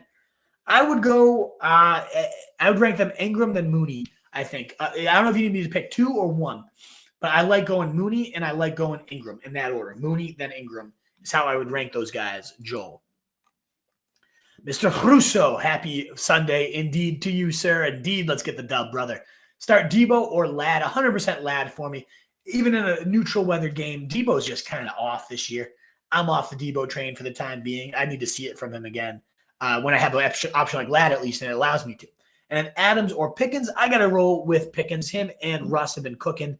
I know that cold weather game was sketchy on that Thursday night, but otherwise, we've been seeing humongous days out of Pickens, 22, 11, 21, and 17 since Russ took over in that 9-point dud in Cleveland in bad weather. I mean, honestly, tough to call it a dead dud given the circumstances there. Tien Nguyen, great to see you, brother. Gus Bus, D. Smith, or Vele. I'm going to go Smith in that shootout-style game. Great matchup for receivers. The guy's back practicing. I'm going to use him for sure. What's up, Campanelli? Reminding you all the questions will be answered in the order they're received, and please do not spam them. You'll be placed in timed out. He will warn you. Indeed. Pick 2 for Chris Frazier, James Cook, Bucky Irving, T. Higgins. Whew. Great options, Chris. I am definitely going Bucky. I'm probably going James Cook as well. Just a little concerned with T. Higgins getting shadowed by Joey Porter tonight. Man, he's been so rock solid. But if one of these guys dudded for less than 15, it'd probably be T. If one of them blows up for 45, it's probably T too. But I'm going to go with the higher floors of the 2 running backs there, Chris. Neither channel, subscribe to RSJ. They go live 3 times with Tuesday waiver wire, Thursday sit starts, and Sunday sit starts. Help launch RSJ to 5K. We appreciate that. We'd love to have you guys subscribe. Indeed. Thank you, Campanelli, doing the Lord's work there in the moderator chair. All righty, blue knockout person. I need one to start, DK or Flowers. I would go with DK, I believe, this week. I like kind of like Flowers in that shootout atmosphere, though. A very close blue knockout person, but I'm going to roll with Flowers. Dan Lignos, A.D. Mitchell, Disley, or David Moore. Whew, Dan, we're in a tough spot with no teams on bye, and we're dumpster diving like that. A.D. Mitchell's definitely the higher upside of these 3, but what's his season high in routes? 60% or so. If Pearson's been sitting, man, it'd be a smash. But he's not. I'm going to probably go Disley. Rock solid in terms of 5 to 6 targets a week. Obviously has a good shot at the end zone given the way that's moving. So, yeah, I'm going to go Disley there. Hey, Wolf, any weather impacts on your radar? So, Chris, you're probably here when I was pulling up the Weather Underground, showing you guys that it clearly concerned with this Buffalo and San Fran game, potentially multiple feet of snow coming in today with the lake storm warning that's going all the way through tomorrow night. So it sounds like this is one where they could be getting bands and bands of snow and wind, and that could get real ugly. So I am worried about my 49ers pass catchers. I am worried about my Buffalo pass catchers. I think the running games can still thrive in these conditions, but it's going to be ugly there. So, Chris, I downgraded all of them. Yes, great question. Giuseppe saying, like and share, people. Let's get to 5K. Let's get to 5K indeed. Thank you so much, Giuseppe. Dynasty Dumpster Fire. I love the name. Half PPR, have to sit one. Brees, Mixon, or Hubbard. I would be sitting Hubbard. I love all these three options, but Hubbard is just the lowest man on the totem pole for me here. But I love all three. Great options there, Dynasty Dumpster Dive. Michael Lopez, morning, brother. Hope you had a blessed Thanksgiving. I hope you did too, Michael. Should I go with Bucky Irving in my flex over London? I sure would. And yeah, I with the guys you're starting, Walker, Brown, I would probably even put Bucky in over Ken Walker, but that doesn't matter because you play all three of these guys over Drake London. In my opinion, you play both receivers in Chase and Puka over Drake London as well. I love all these options, but yeah, London is the furthest away for me, Michael, for sure. Is it like him to be late? Only found this one a few weeks ago. CPD, I do apologize. I try not to be late at all, but I was kind of scrambling to get some weather notes going. It is part of the move right now where I'm like, I'm unpacking. Where's my camera? Where's this? I try not to be late. I try to be live by 8 o'clock, CPD 13. I do appreciate your viewership. I like having you here. But if the lateness is too much for you, I understand. But yeah, I mean, we're doing this for free. I do my best to keep the promises of the time. But yeah, every now and again, might be a couple minutes late. I'm never worse than 5-6 minutes at most. But hopefully you're still here with us, CPD, because I remember you asking some good comments and questions and would love to have you continue to do so. Levi, I know you already super chatted this one, but just as a reminder, I would go with Joe Burrow in this one. And should I drop next to pick up a stash? I think it's good to have the high-end backup also because consider who you might be going against. Could they use a quarterback like Bo Nix? If you don't think any of the playoff teams moving forward would use Bo Nix, once you get there, maybe, yeah, it makes sense. But get through those Week 14 buys. There's going to be a lot of teams with C.J. Stroud, more importantly with Lamar Jackson, Jaden Daniels, a lot of big quarterback buys next week, and you don't want to just feed someone Bo Nix, you know what I mean? So I would keep him for now, and then after all the buys are done, you look at the playoff teams. If none of them could actually benefit from Nix, then yeah, maybe you pull the trigger there, Levi. Great question for sure. What's up, Fantasy Football 360? Hey, Matt Wilder. Great to see you guys indeed. Thank you so much for tuning in. Would you start the Gus Bus or Shakir? Asked Matthew. I'm going to go with Shakir. I know the weather's bad, but I don't like the bus. He's looked so bad this year, and it really sounds like Vidal and Haskins, and they're just going to kind of keep mixing all these guys in. So no interest in really getting the bus, even in the bad weather. I think that's where Shakir might be leaned upon. Fong Vang. QB, who should I start, Baker Mayfield or Justin Herbert? That is a great question, Fong Vang. I lean Baker, I believe, in this one. It's tricky, but I do like the matchup against Carolina just a little bit better. The Atlanta game does have that potential to shoot out, to go back and forth. But Baker's just been so rock solid. Even last week, without throwing a touchdown, racked up 20 fantasy points. It was the quarterback 9. I mean, you look at it, 29, 23, 29, 29, 24, 18, 9, 19. One dud all year, really, for Baker Mayfield. So I'm just going to keep riding that consistency with him. Eric Buckman, what's going on? Need a tight end and a flex on Ingram, Stevenson, wide receiver Scantling or Jennings. Thank you. I would go for the tight end Otten, and I would go for the flex probably Stevenson. The Patriots always run on the Colts. Maybe that's the Patriots bias in me, but that's just been how it goes every single time we face the Colts. We just run it down their throat. So I'm going to go Otten. I'm going to go Stevenson, and then I would go Jennings over Scantling. I know the weather's concerning, but I know MVS is blown up for 2 weeks in a row. It's come on 4 total targets. I can't, in good faith, recommend that. It shows the snow is done right now on the map, Matthew, in Buffalo. Yeah, so that's good information as well. I know I asked for any weather information. It keeps going back and forth. We got to keep tracking this one throughout the day so it would look like right now, Matthew. If it becomes a non-factor, though, I will be absolutely happy to play all my Niners, all my Bills. I hope that game gets good weather. 925 super chat coming on in from Daniel Natali III. Thank you so much, Daniel. MBS, James Conner, or Najee Harris at flex. So similar to what I've been saying with MBS, maybe he blows it up again. I'm not trusting that volume. If I was desperate for a flex, sure, I could toss him in there and hope for a blow up. He's not like you have to bench Marquez Valdez-Scantling. But I have him at wide receiver 50. Again, he's had 3 targets, then 4 targets, 3 catches, and then 2 catches. They've been big ones, 26 points and 17 points. He's really seems to carve out a nice role there with the Saints. But I don't know. He's always done this in his career. He's had a couple blowups, and then he'll just go 0-0-0. And then he'll have another blow up, and then he'll get 3. And I think he's well overdue now for that dud that makes you pull your hair out and wonder why you ever trusted him. So I'm going to lean Connor. I know the matchup's tricky, but Najee makes me nervous. He started to give up some work to Jaylen Warren last week, significantly gave up some decent work there. Didn't look great really at all. It was a snowy game, but those are kind of the games that Najee's known to thrive in. And so with this backfield seemingly turning, or at least a 50-50 split right now, he had 5 more carries than Warren, but Warren only had 1 fewer yard type of situation. Warren was the running back 11, and Najee was the running back 30. So I lean going with James Conner. I know last week was a dud. I know Minnesota is a tough matchup, but coming off that big contract, and he's just been rock solid all year. We talked about him a bit on Thanksgiving. There's a lot of questions coming in on James Conner after that 10-point PPR, quote-unquote, dud last week. But, I mean, get 10 points, running back 20. He's been a top 20 running back in every single week but 2 this year. That's lights out. He's had 10 or more points in all but 2 games this year. So, 9 out of 11 games, he has been just rock solid. So I'm going to stick with James Conner on this one, Daniel Natale. Thank you so much for the super chat. We got FZ Ware. Thank you so much for super chat, and you often do. Thank you, FZ Ware. Judy, Ingram, or Dell need to flex one in a full PPR.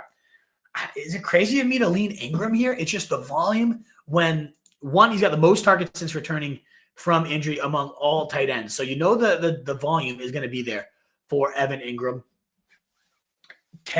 10, 5, 5, 10, 8, and 7 targets these last few weeks.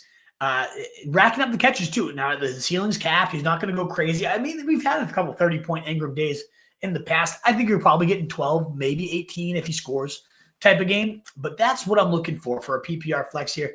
I think Judy without Tillman does intrigue me quite a lot. It's just the Denver matchup. Like, it scares me a bit. We just saw Jacoby Myers have a huge day against them, so maybe Judy could. It's not without the realm of possibility. He's the ceiling play. There's no doubt about it. If one of these guys got like 15 targets and 10 catches, I could see that being Judy. He's got the revenge game narrative too. So there is a lot to like about Judy. I just feel safer. Ingram without Kirk has always been a rock solid bet. And I feel like you're going to get your 12 and you might get a touchdown and you get 18. That's kind of how I play this one. It's not Tank Dell for me though. Eli with the super chat. We're up to 18 super chats, guys. You guys are so generous each and every Sunday. Thank you so much. He is agonizing. I love the descriptive vocab over here. Agonizing. Great stuff, Eli. Over Vikings or Commies, defensive special teams. If I'm you, I'm going to go with the Vikings. This is the type of unit that Kyler Murray often struggles against with the pressure in his face. And, man, their season, they had one 1-point dud against the Rams on like a Thursday night game. The lowest other than that was last week with 7. Almost every single week for the Vikings. I'll just rip down their points real quick. You probably see it, Eli. 22, 13, 13, 8, 16, 11, 1, 11, 13, 11, 7. Really only 1 dud on the year. Top 12 in all but 2 games. And 11 or more in all but 3 games. Really, really solid here with the Vikings. The Commies defense is so much better than last year, but I think that's making people be like, yeah, they're a great defense to play in fantasy, and they just haven't been. I got to go Vikings. It's pretty easy for me. I wouldn't agonize over this one much longer. Save yourself the headaches. Go with the Vikings, and they're at home too. I mean, even better is how I would play that one. Thank you again so much for the super chats, Eli, FC Ware, Daniel, Josh, all you guys coming in here with these super chats. We are up to 18 of them already. You guys are so generous. I greatly appreciate it. All righty. It will be 13 degrees. So Matthew's giving me some more weather updates as I requested. Thank you so much, Matthew. Going to be a cold one, but the snow happened already. They're working at clearing it. It sounds like it could continue on though, Matthew, if I'm not mistaken. The 2 feet already happened. Okay. So if the snow is done, that does change things. If it's just a matter of clearing the field, we're going back and forth on this weather stuff. From what I was reading, there could be bands of snow that kind of just pick up from the lake storm warning there. So check Orchard Park, New York, which is at the northwest with a big wind gust. So Stefanos, you guys have been very helpful kind of trying to sift through this weather stuff. It's so tricky. I'm going to keep diving on in there. Chris is also a teacher and also uses Weather Underground. It's the best, isn't it? Where do you teach, Chris? Let me know. I meant to say this at the top of the show, too, and we're already an hour and a half in. Let me know where you guys are commenting from. That was really fun on Thanksgiving. A lot of you guys telling me you're from this state or that state or this country. It's a wide-reaching band here, and I love to see it. Where do you teach, Chris? Let me know. Nothing better than those good old snow days when you're not expecting them, though, for sure. What's up, Mountain Man? Pick one PPR, Irving, Hubbard, or Cook. I'm going Bucky Irving. What a great backfield you got there, Mountain Man. But I think Bucky against Carolina, cannot bench him despite those other options being so strong. Joe Felon saying JSN or B. Thomas. Another set of two guys I love this week, but I'm riding the JS train right now, JSN train. It has 16 or more in 3 straight. Have that 40-point blow-up. Seems to me that they've really flipped him into that number one role. They're expanding the route tree, giving plenty of yak, but now also letting JSN get deep like he always could. So I'm going JSN there. Carl Nathan, need to win this week. Let's go, Carl. Full PPR tight end. Taysom Hill or Otten. Otten does have that best tight end matchup, but I got to lean Taysom Hill. I mean, we're coming off a 40-point historic day, and then the guy comes out, Rizzy, and says, we just need to get him more involved. Sign me up. I got to ride Taysom Hill. He's just tight end matchups don't really matter for him because he's used in such a diverse manner, and he's an offensive centerpiece. So I love going Taysom Hill. I'm adjusting him on the fly right now because for whatever reason, I only have him at tight end 6. But I think about it, just like, I mean, who has more upside than him? I'd probably rather have him than even T.J. Hawkinson. Really, only Kittle, McBride, Bowers, and Kelsey I'd rather have. And Kelsey already played. Bowers already played. So McBride and Kittle are the only ones that can compete with him. And with this weather stuff, I might even have Taysom above Kittle. So I love going Kittle tonight for sure. We did have another couple super chats. CPD13, hey, still here. Good to see you, CPD13. Rake, Jennings, E. Moore, Judy, Vele. Leaning Vele. I know you were talking about this last week, CPD13. You wanted to go Vele. I think you ultimately did, and it was ultimately the right call. We now have Brock Purdy back, but we have the weather. So how does that impact things? It sounds like a lot of the weather might be done at this point. It's just a matter of clearing it out. Is the vibes I'm getting from what I've read, what people are commenting in. We will continue to check that, but assuming that it's not coming down in the game and just a nuisance for everyone to deal with. I do think Jennings is like head and shoulders above these. I would go Jennings, then I would go Judy, then I would go Vele, then I would go Elijah Moore is how I'd play that. I know the matchup is tough for Judy and on the flip side for Elijah Moore as well. Could Surtain completely lock Judy down? Absolutely. Could Judy be very motivated to have a massive revenge game and go nuts because he's got Jameis slinging him the rock and Jameis is just the fantasy kingmaker? Yeah, all that could happen as well. So to me, I really do actually like Judy. We just saw Jacoby Myers go 15 targets and 10 catches against this defense. So there's no reason that Judy can't do that as well. So I rank them again. Judy, I would go Jauan Jennings and then Judy and then Vele, then Elijah Moore. If the weather is looking really bad as we get more and more info here, CPD 13, if it does seem like it's going to continue into the night, I would then flip Judy, and I would probably have it Judy, Jennings, then Vele. But I think Vele's always going to be number 3 for me on this list. Now, you're leading him, as we talked about, in half PPR, 11, 8, 11. I mean, he's been solid. I just feel like that ceiling is definitely capped there, whereas the other two guys, I mean, we've seen 40 from Jennings. We've seen Judy have a couple huge games now with Jameis Winston at his quarterback position. So I just think that Vele is nice. It's good floor. It's ultimately capped at what it could be. And so that's why I have just a little bit lower CPD 13 than those other guys. Thank you so much for your support. Android, my man, coming on in here. Purdy Birdie, Sam D, or Kyler. I'm liking Sam Darnold in this one, Droid. We talked about him in an earlier super chat, but he has 1 9-point game, and then the rest have been 18 or above in his last 5. 3 of them have been over 22 fantasy points. The ceiling isn't huge, but the floor is really, really nice. He's been almost right now, he's the quarterback 8 in fantasy, and he's been a top 10 quarterback for again, 3 out of the last 5, with only really 1 dud, had 18 and 17 points in the other games as well. So big fan of him. I am bumping Joe Burrow ahead of Jaden Daniels for what it's worth as well. We had that question earlier, and I just want to make sure my rankings reflect how I am answering them as well. Thank you again so much for your generosity, guys, for that. Those super chats, and I am now back to the regular scheduled programming where good recommendation from Estefanos saying to check Orchard Park, New York, where the stadium is at a wind gust. So, yeah, that does definitely impact things. We'll keep looking at it for sure, and I'll keep adjusting my rankings after the show. At roadstreetjournal.com is where you can find all my updated rankings and all the amazing content from our wonderful writing crew. It is a great squad, so check out everything at roadstreetjournal.com. And if you enjoy what you're hearing, that thumbs up button, that heart button, it does go such a long way. So we left off with JSN over B. Thomas, and then we had this tight end question with Taysom Hill over Otten, and the wide receiver flex. I would go Pickens, London, Nakua, and Sutton and BTJ. I'm leaning Sutton and Nakua as the Nakua first, and then Sutton if you need two of them. Is how I would play those ones. Carl, Nathan. Shakir or Thielen? I'm going to go with Shakir there for sure. Definitely not Vidal, says Carl. I think he's a good stash, but yeah, I'm certainly not starting him. Geez, with all the Jennings and Purdy stuff, I forgot about CMC. Trent as well. I know, yeah, no Trent is definitely pain here, CPD, for sure. Hey, homie, hope you had a good Thanksgiving. Thank you, John Ellis. Need to pick two flexes. Devonta Smith or Pittman, BTJ, Addison, or Judy. All righty. So I really like BTJ the most of this group. Then it does come down to Addison versus Judy for me.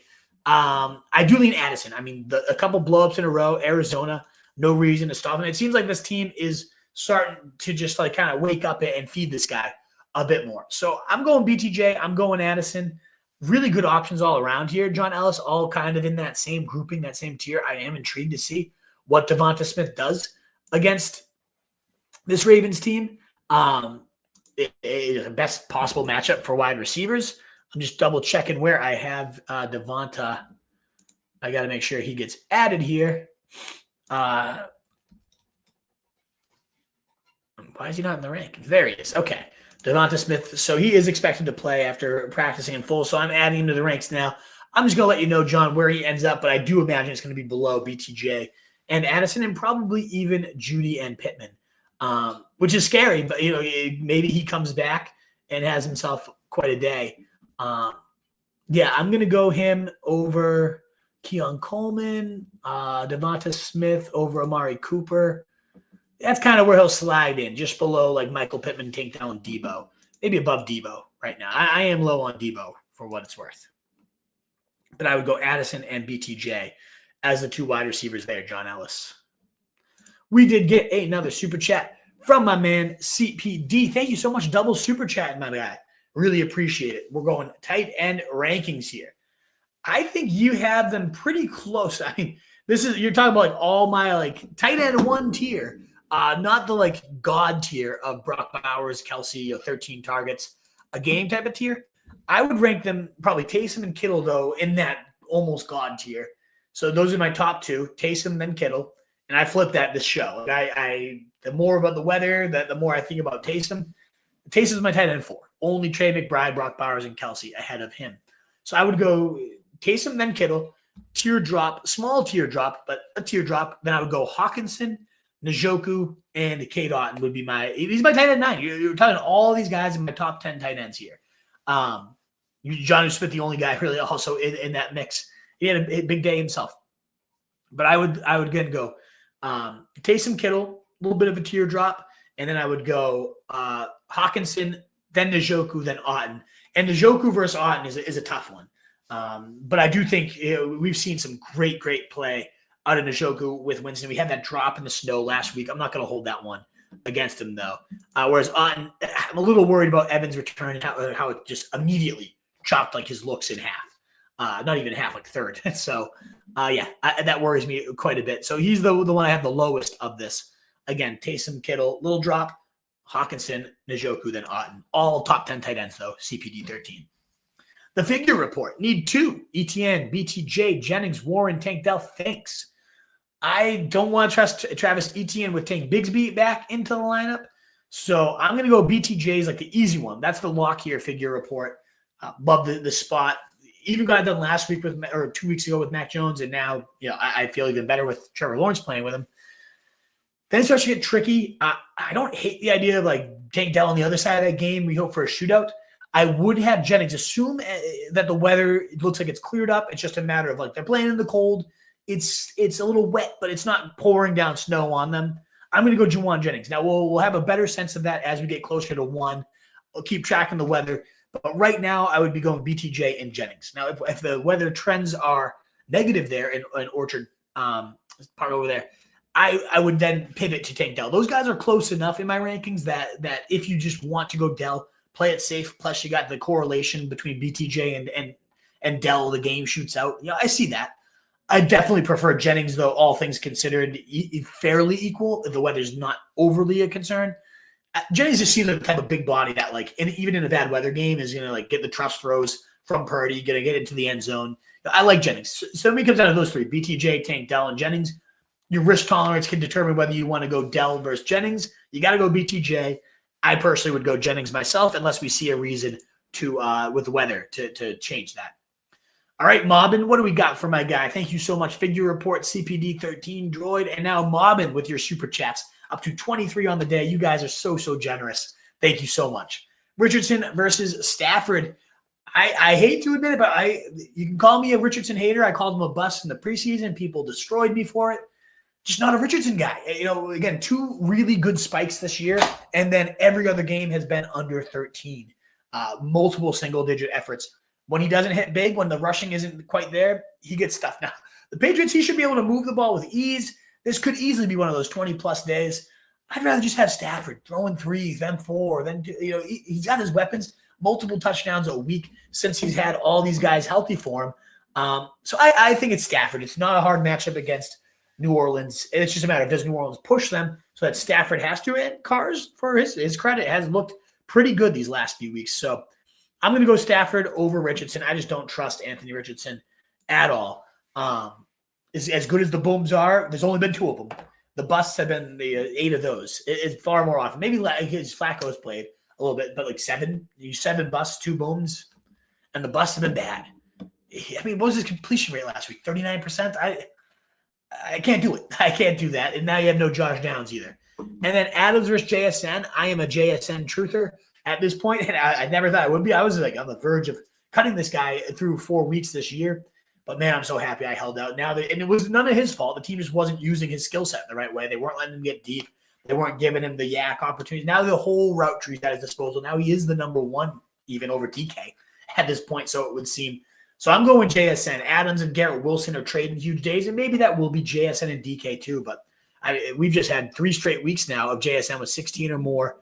And the Jets defense, it's normally a tough matchup for receivers. They've quit. They stink.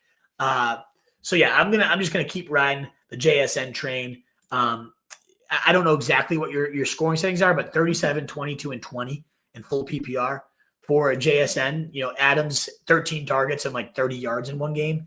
He stinks. Not Adams. Rodgers is just garbage. So I'm a bit lower on Devonta Adams, -6 ECR on him, given the up and down quarterback play. But yeah, I got to ride the JSN train there. And I'm going to go Evans over Mooney. Love Mooney. Love what he's doing. One of the best pickups you could have made. But we're talking Mike Evans, Hall of Famer, now getting the Carolina Panthers as the clear-cut number 1 receiver all day. That one's not tough for me. So go Stafford, go JSN, go Mike Evans is how I'm feeling there, Mobbin. Thank you guys again so much. 23 super chats on the day. As we get to 9:47, I'm getting close to that rapid fire. I'll go to 9:50, so 3 more minutes. Then we'll hit the rapid fire. I was about 5 minutes late today. So in just a handful of minutes, I will set a 20-minute timer to make up for me being a little late today. I always want to go 2 full hours for you guys on Sunday. I love going. I want to. I mean, it's the best being here. But I do got to get running and help out the wife getting ready for the Sunday, getting the house ready for sure. All righty. We left off with, I believe it was here with John Ellis. He had Happy Thanksgiving. We covered that one for you. So we're at K. Scott. Good morning. First time here. All right. I feel like I've seen that name before, K. Scott, but welcome. Happy to have you. Hopefully you enjoy what you're hearing. You hit that sub button and you're here for a long time. Full PPR, one tight end, one flex. Taysom, Kittle, Khalil, Elijah Moore, Bigsby. I'm going to go the double tight end here. I'm going to go Taysom Hill, and I'm going to go George Kittle for that one. Thank you, K. Scott. Hopefully you stick around. But, yeah, I look at the weather for Khalil. Elijah Moore's Eli Moore. I don't want to get too deep into that. And Bigsby, no thanks. Nothing to do with those guys for sure. Saul, we do have a super chat, so I'll be right back with you, Saul. Thank you so much, though. Great to see you as always, brother. Virginia Man, your second super chat of the day of the $5 variety. Thank you so much. So generous of you, brother. I have Mooney and Adams in my other league PPR. Who would you play? Great question. So I know I was just bashing Adams a little bit, but I do see, since joining Aaron Rodgers, these last three, 11, 13, and 7 targets. I know the 13 targets for 31 yards is like, what? How is that even possible to be that inefficient for a talent like Adams? And it is Rodgers' fault, but they still have, it's still Rodgers, it's still Adams. They could combine for 2 touchdowns at any given moment. Seattle secondary, very aggressive. And that's kind of that's where you can see Adams, the head fake and the ball is exactly, I don't know if I trust Rodgers to do that shit anymore. Like, he just hasn't been that guy. But I think I chase the volume here with Davante Adams and go with that.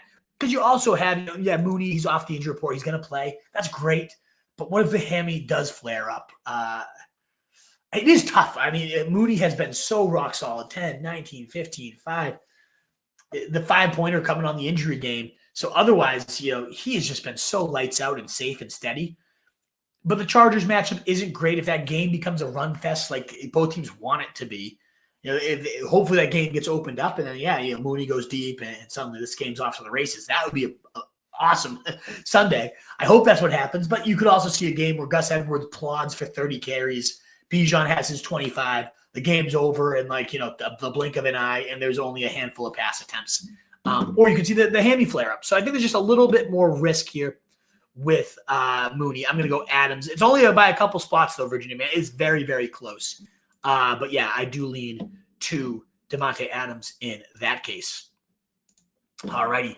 And now we are back to the regular scheduled mailbag here.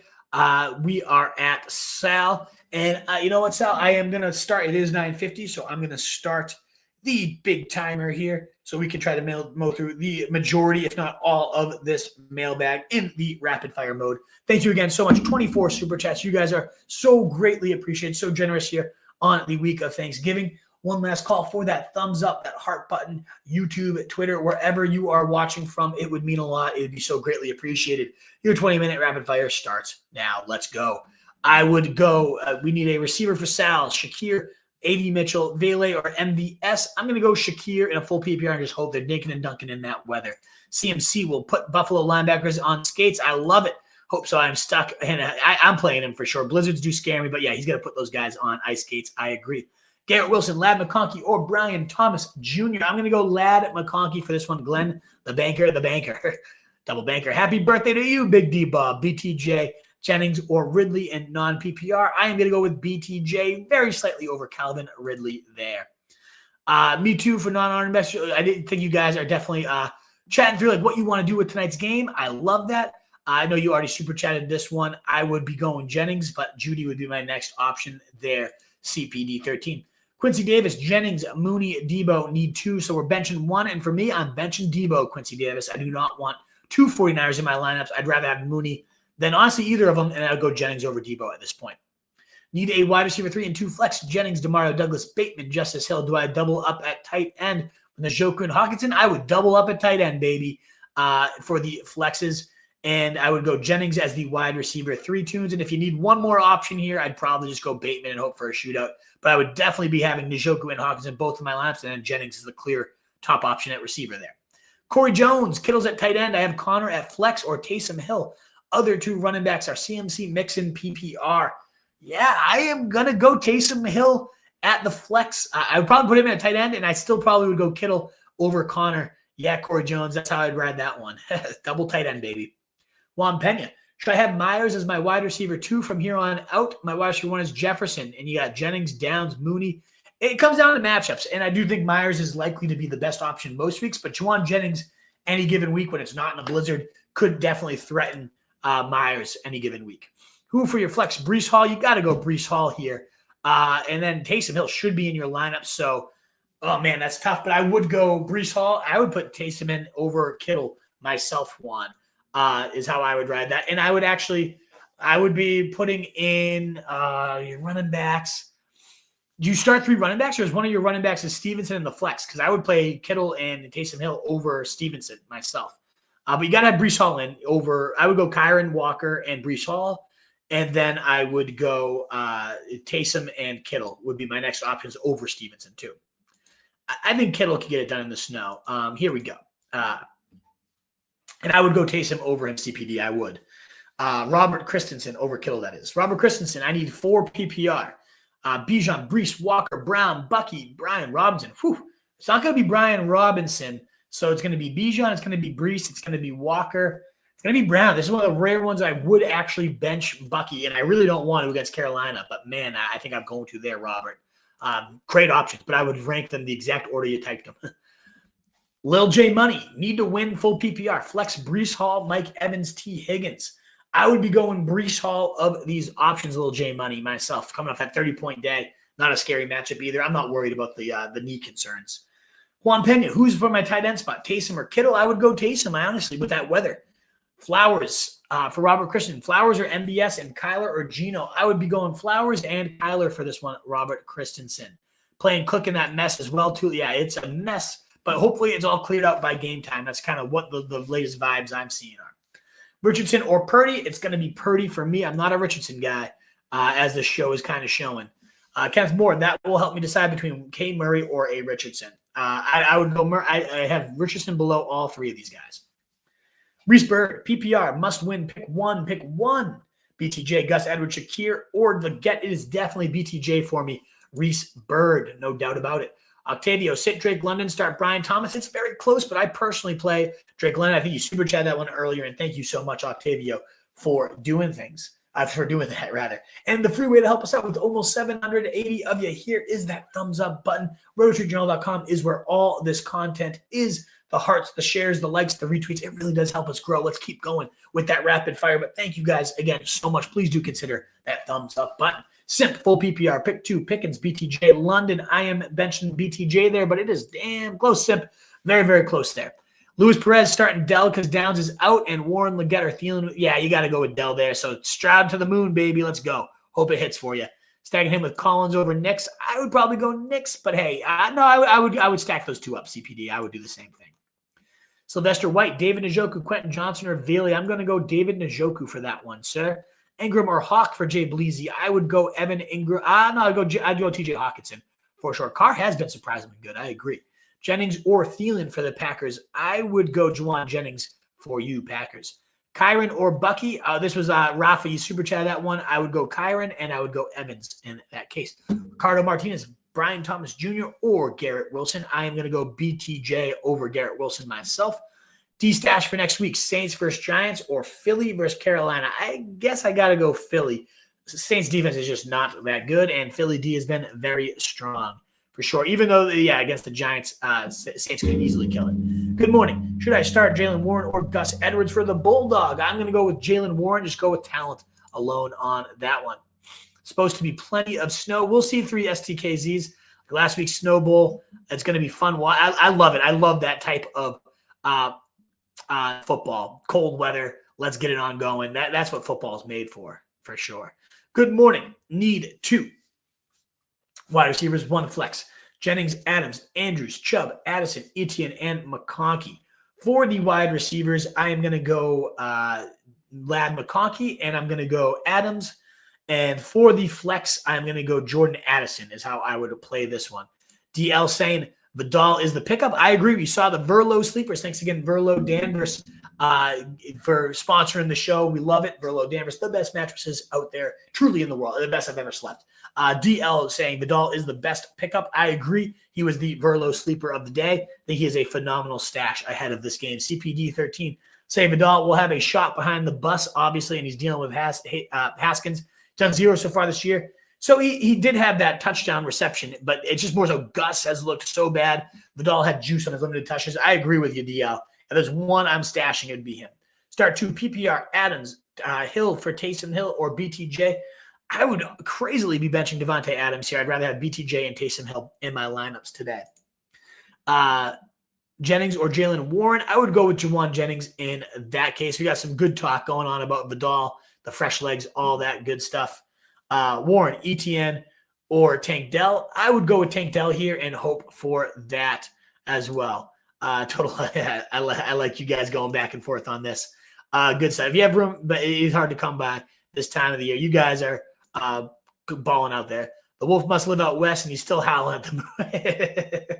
I love it, CPD. And thanks again for sticking it out into all the super chats, despite the 5-minute or so delay in the start time. Normally, we are live right when we go. James Cook or Bucky Irving, literally Julian neck and neck for me, but I am leaning Bucky Irving for sure. DL reminding the good people out there, hit that like, folks. Please do indeed help us get out to more people. So greatly appreciate it. You're welcome, Josh. Thank you so much for that super chat as well.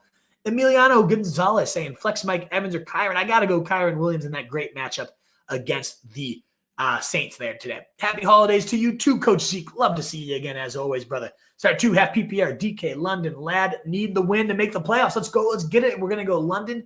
We're going to go Lad. DK, a great option this week too, but I like the other two just a little better there. Great options though, Coach Zeke. Very tough question. Darnell or Hurts for Alexandra. I got to go Hurts. I love that game today. Going to be a shootout. Higgins has been better than Chase. CPD, I don't know about that. Hey, Chase has been like the best receiver in fantasy football this year. Higgins has been awesome too, but he's not better than Chase. Start Stroud or Stafford or drop one for Herbert or Nix. I'd rather have either Herbert or Nix at this point, Tunes, and I would probably go Herbert then Nix at that point. It seems he's going to have a good game. I sure hope so. G5 money at YONT. I really hope so. I think he could put those linebackers on skates in that the weather. 16-team league with deep benches. Pick 2, Devonta Smith, Nick Westbrook-Ikini, Cooper, or Vidal, or Coleman. So if we actually have to stash or start these guys, I'm going to go Devonta Smith, and then I'm going to go probably Nick Westbrook-Ikini. He's been just weirdly steady all year, Nick Westbrook-Ikini. I'm going to make sure my rankings reflect that too, because I don't believe they do right now. But yeah, I'd prefer him over Cooper and Coleman, just kind of unknowns, especially with the weather tonight as well. Jamal Abdelbesset, 14-team, full PPR, sit one. Amari Cooper, Xavier Legette, AD Mitchell, or NWI. We got to sit one of these guys. I would probably sit. I actually don't even mind any of these options. It's crazy. Like Jamari to sit because he's just hasn't done anything with the Bills yet, and now you have the weather. Might be him. Legette's in a good matchup. NWI has been rock solid. AD Mitchell's going to get his role elevated. I probably do sit AD Mitchell just because it's, again, if he's a part-time player with Richardson who's so inconsistent. But yeah, that's a really tough one there for sure. But I'm making sure to bump up NWI as we talk right now, bumping Coleman and Cooper down below to make sure the rankings accurately reflect what I'm giving for advice here. Herbert or Nix? I'm going to go with Justin Herbert. He's been rock solid these last few weeks. So yeah, I'm going to let that one rip and hope that game ends up opening up and shooting out. Ronald Mikos saying start 2 Ridley, MVHJ, that's Marvin Harrison Jr., BTJ, Devontae Adams, Tank Dell for immense upside. Sounds like you want to go Tank Dell. You need upside either way. I like Ridley and BTJ of these options. Both have the upside and seem like safer bets to me. Half PPR, need 2. BTJ, B-Rob, and Ridley already down big. You're already down big, Yak. I'm going to go BTJ and Ridley and hope for some big wide receiver performances. They're more likely to dig you out of a hole, in my opinion. Disley or Hunter Henry for Giuseppe. I'm going to go Hunter Henry in that one. Cheney saying he needs to start 1 tight end, 1 flex. Devontae, Hawk, Taysom, Flowers, Connor. I'm going to go Taysom at the tight end spot. Very close over Hawk. And I'm going to go for the flex. Connor, very, very slightly there. Full PPR Hawkins is very intriguing to me too. They're going double tight end. We got some North Carolina. I love that you guys are commenting where you're from. I appreciate that, to know where you guys are coming from. Tank Dell or Harrison Jr. I'm going to go Harrison Jr. I don't love him either. Ernie Torres Worshing, roster spot open. Who would you pick up as a PPR just in case? Stash Benson, Herbert, Bigsby, or Corum. I will toss Vidal out there as better than any of these options, but as a just in case stash, I do think I prefer Corum and then Benson. Michael, I'm sorry to skip you. I did not see your question. I know you're regularly here. I did not mean to skip you. I'm sorry about that, but if you don't mind re-asking the question, I did not see that one, and I would love to answer it to you because I know you always come here. But yeah, it did not pop up on my radar, Michael, so sorry about that. And Rec Director, I hope you guys are doing all right. Helene was absolutely devastating for sure. Man, I hope you're doing okay. I hope your family's okay. That was brutal. So prayers up. Hopefully your fantasy team can kind of give you some light amidst all that hard shit. So, Michael, it does look like you did re-comment. Sorry again for skipping you. It definitely was not done intentionally. I know you're regularly here, Michael DeGangi. So I would never skip you on purpose. Shakir, Addison, TJ Hawk, or Chubb. Don't know how many you need, but I would rank them Addison, then Hawk, then Shakir, then Chubb is how I would rank those guys, Michael DeGangi. T. Higgins or Lad McConkey. I would go Lad McConkey, Brian. No, I'd go T. Higgins. Too much upside, Brian Doyle to bench. Yep, okay, solid. I'll watch the weather. You rock, brother. Hey, you rock too, CPD13. Thank you so much for being here, for the super chats, for all the awesome commentary in the chat as well. Do I play Breece Hall in my flex or sub in Disley, Debo, Cooper? Yeah, you got to play Breece Hall over any of these guys. Not even close there, for sure. Emiliano Gonzalez, flex Mike Evans or Kyron Williams. I got to go Kyron Williams. I think you super chatted that one, and I'm sticking with Kyron there for sure. What's going on, Trayton White? Trying to pick up an RB wide receiver and flex. I have Najee Harris, James Conner, Chase Brown, Adams, Ridley, Judy. Would love y'all's feedback recommendation. I would definitely be playing Chase Brown. I would definitely be playing for the wide receiver. Calvin Ridley would be my top option here. And then for the flex, I'm going to go to James Conner, slightly over Devonta Adams. Love Judy today, too. That's a very tough question. But Chase Brown's got to be locked in. And Calvin Ridley's the receiver. And then Connor's the flex. Good morning. What's going to happen between Pacheco and Hunt? Asked Kevin. I think in the playoffs, Pacheco is completely and utterly the guy. Leading into the playoffs, they might be this ugly split, though, where neither of them is fully trustable in fantasy because they're going to want to keep their guys healthy. We've seen that from the Chiefs. They're going to want Pacheco healthy. So I do think Hunt will stay involved. And then playoff time, boom, we're going to get a ton of that. Alrighty. Robert Christensen, my question disappeared. Need 4 PPR. Breece, Bijan, Bucky, B-Rob, Walker. I think I answered this one, Robert, but I will do it again. I remember answering this before the rapid fire. I'm going to go Breece, Bijan, Walker, and Chase Brown, I believe, was the other option. But if that's not Chase Brown, then you go Bucky. A lot of good options. I do remember that one, Robert. It did not get skipped. That was a good question because you have such good options.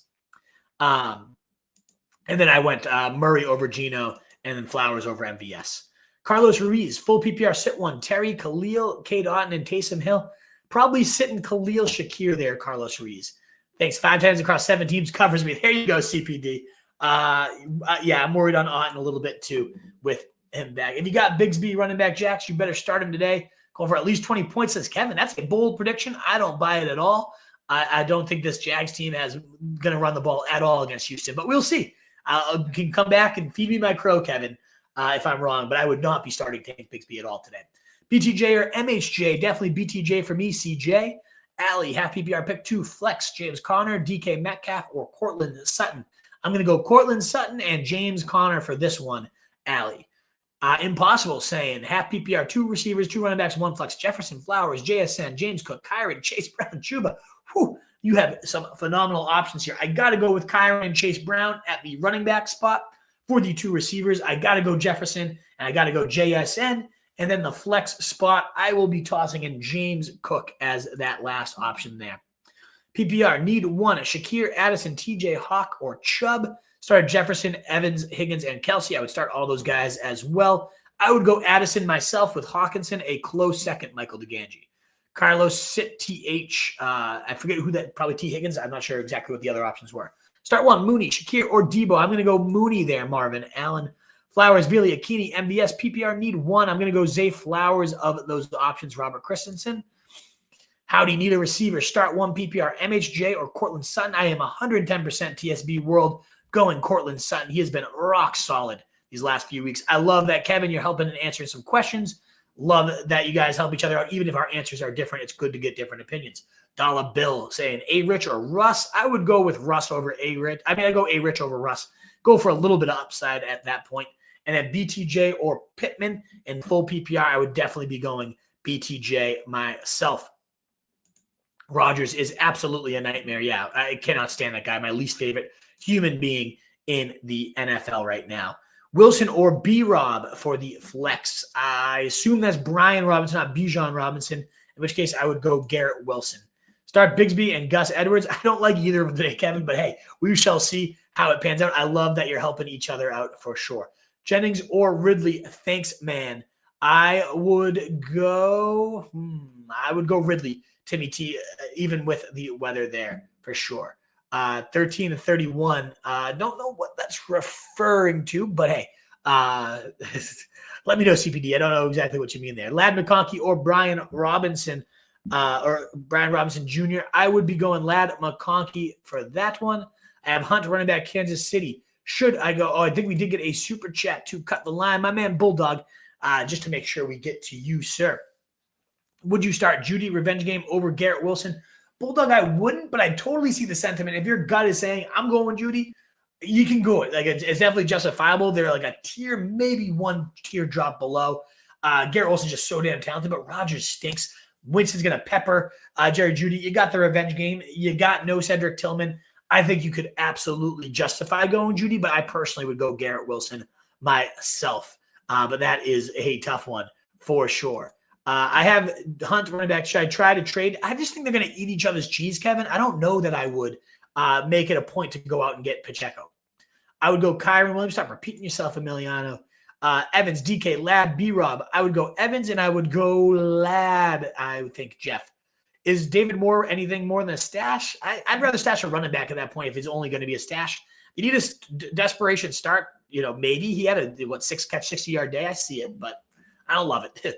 Can't decide Kyler Murray or Richardson. I would go Kyler Murray myself. Kenneth Moore. Who do you like out of Jennings and MHJ? I prefer Jennings unless that weather gets really, really bad. Got bye weeks. Which running back to start half PPR? Jeremy McNichols or Javonte Williams? I'd probably go Javonte. I don't love it, Joe, but that's where I would lean. Gus Edwards and Bigsby will go for 20 points each. Hey, I love the boldness, Kevin. Good luck, man. I don't personally agree, but hey, maybe. Sully's Ace Maker Disc Golf, PPR. Dell, Zay Flowers, Addison, Brian Brown. Don't know who Brian Brown is. I would go Zay Flowers, then Addison, then if it's Chase Brown, he's the best option. If it's Brian Robinson, he'd be the third. Ertz or Disley.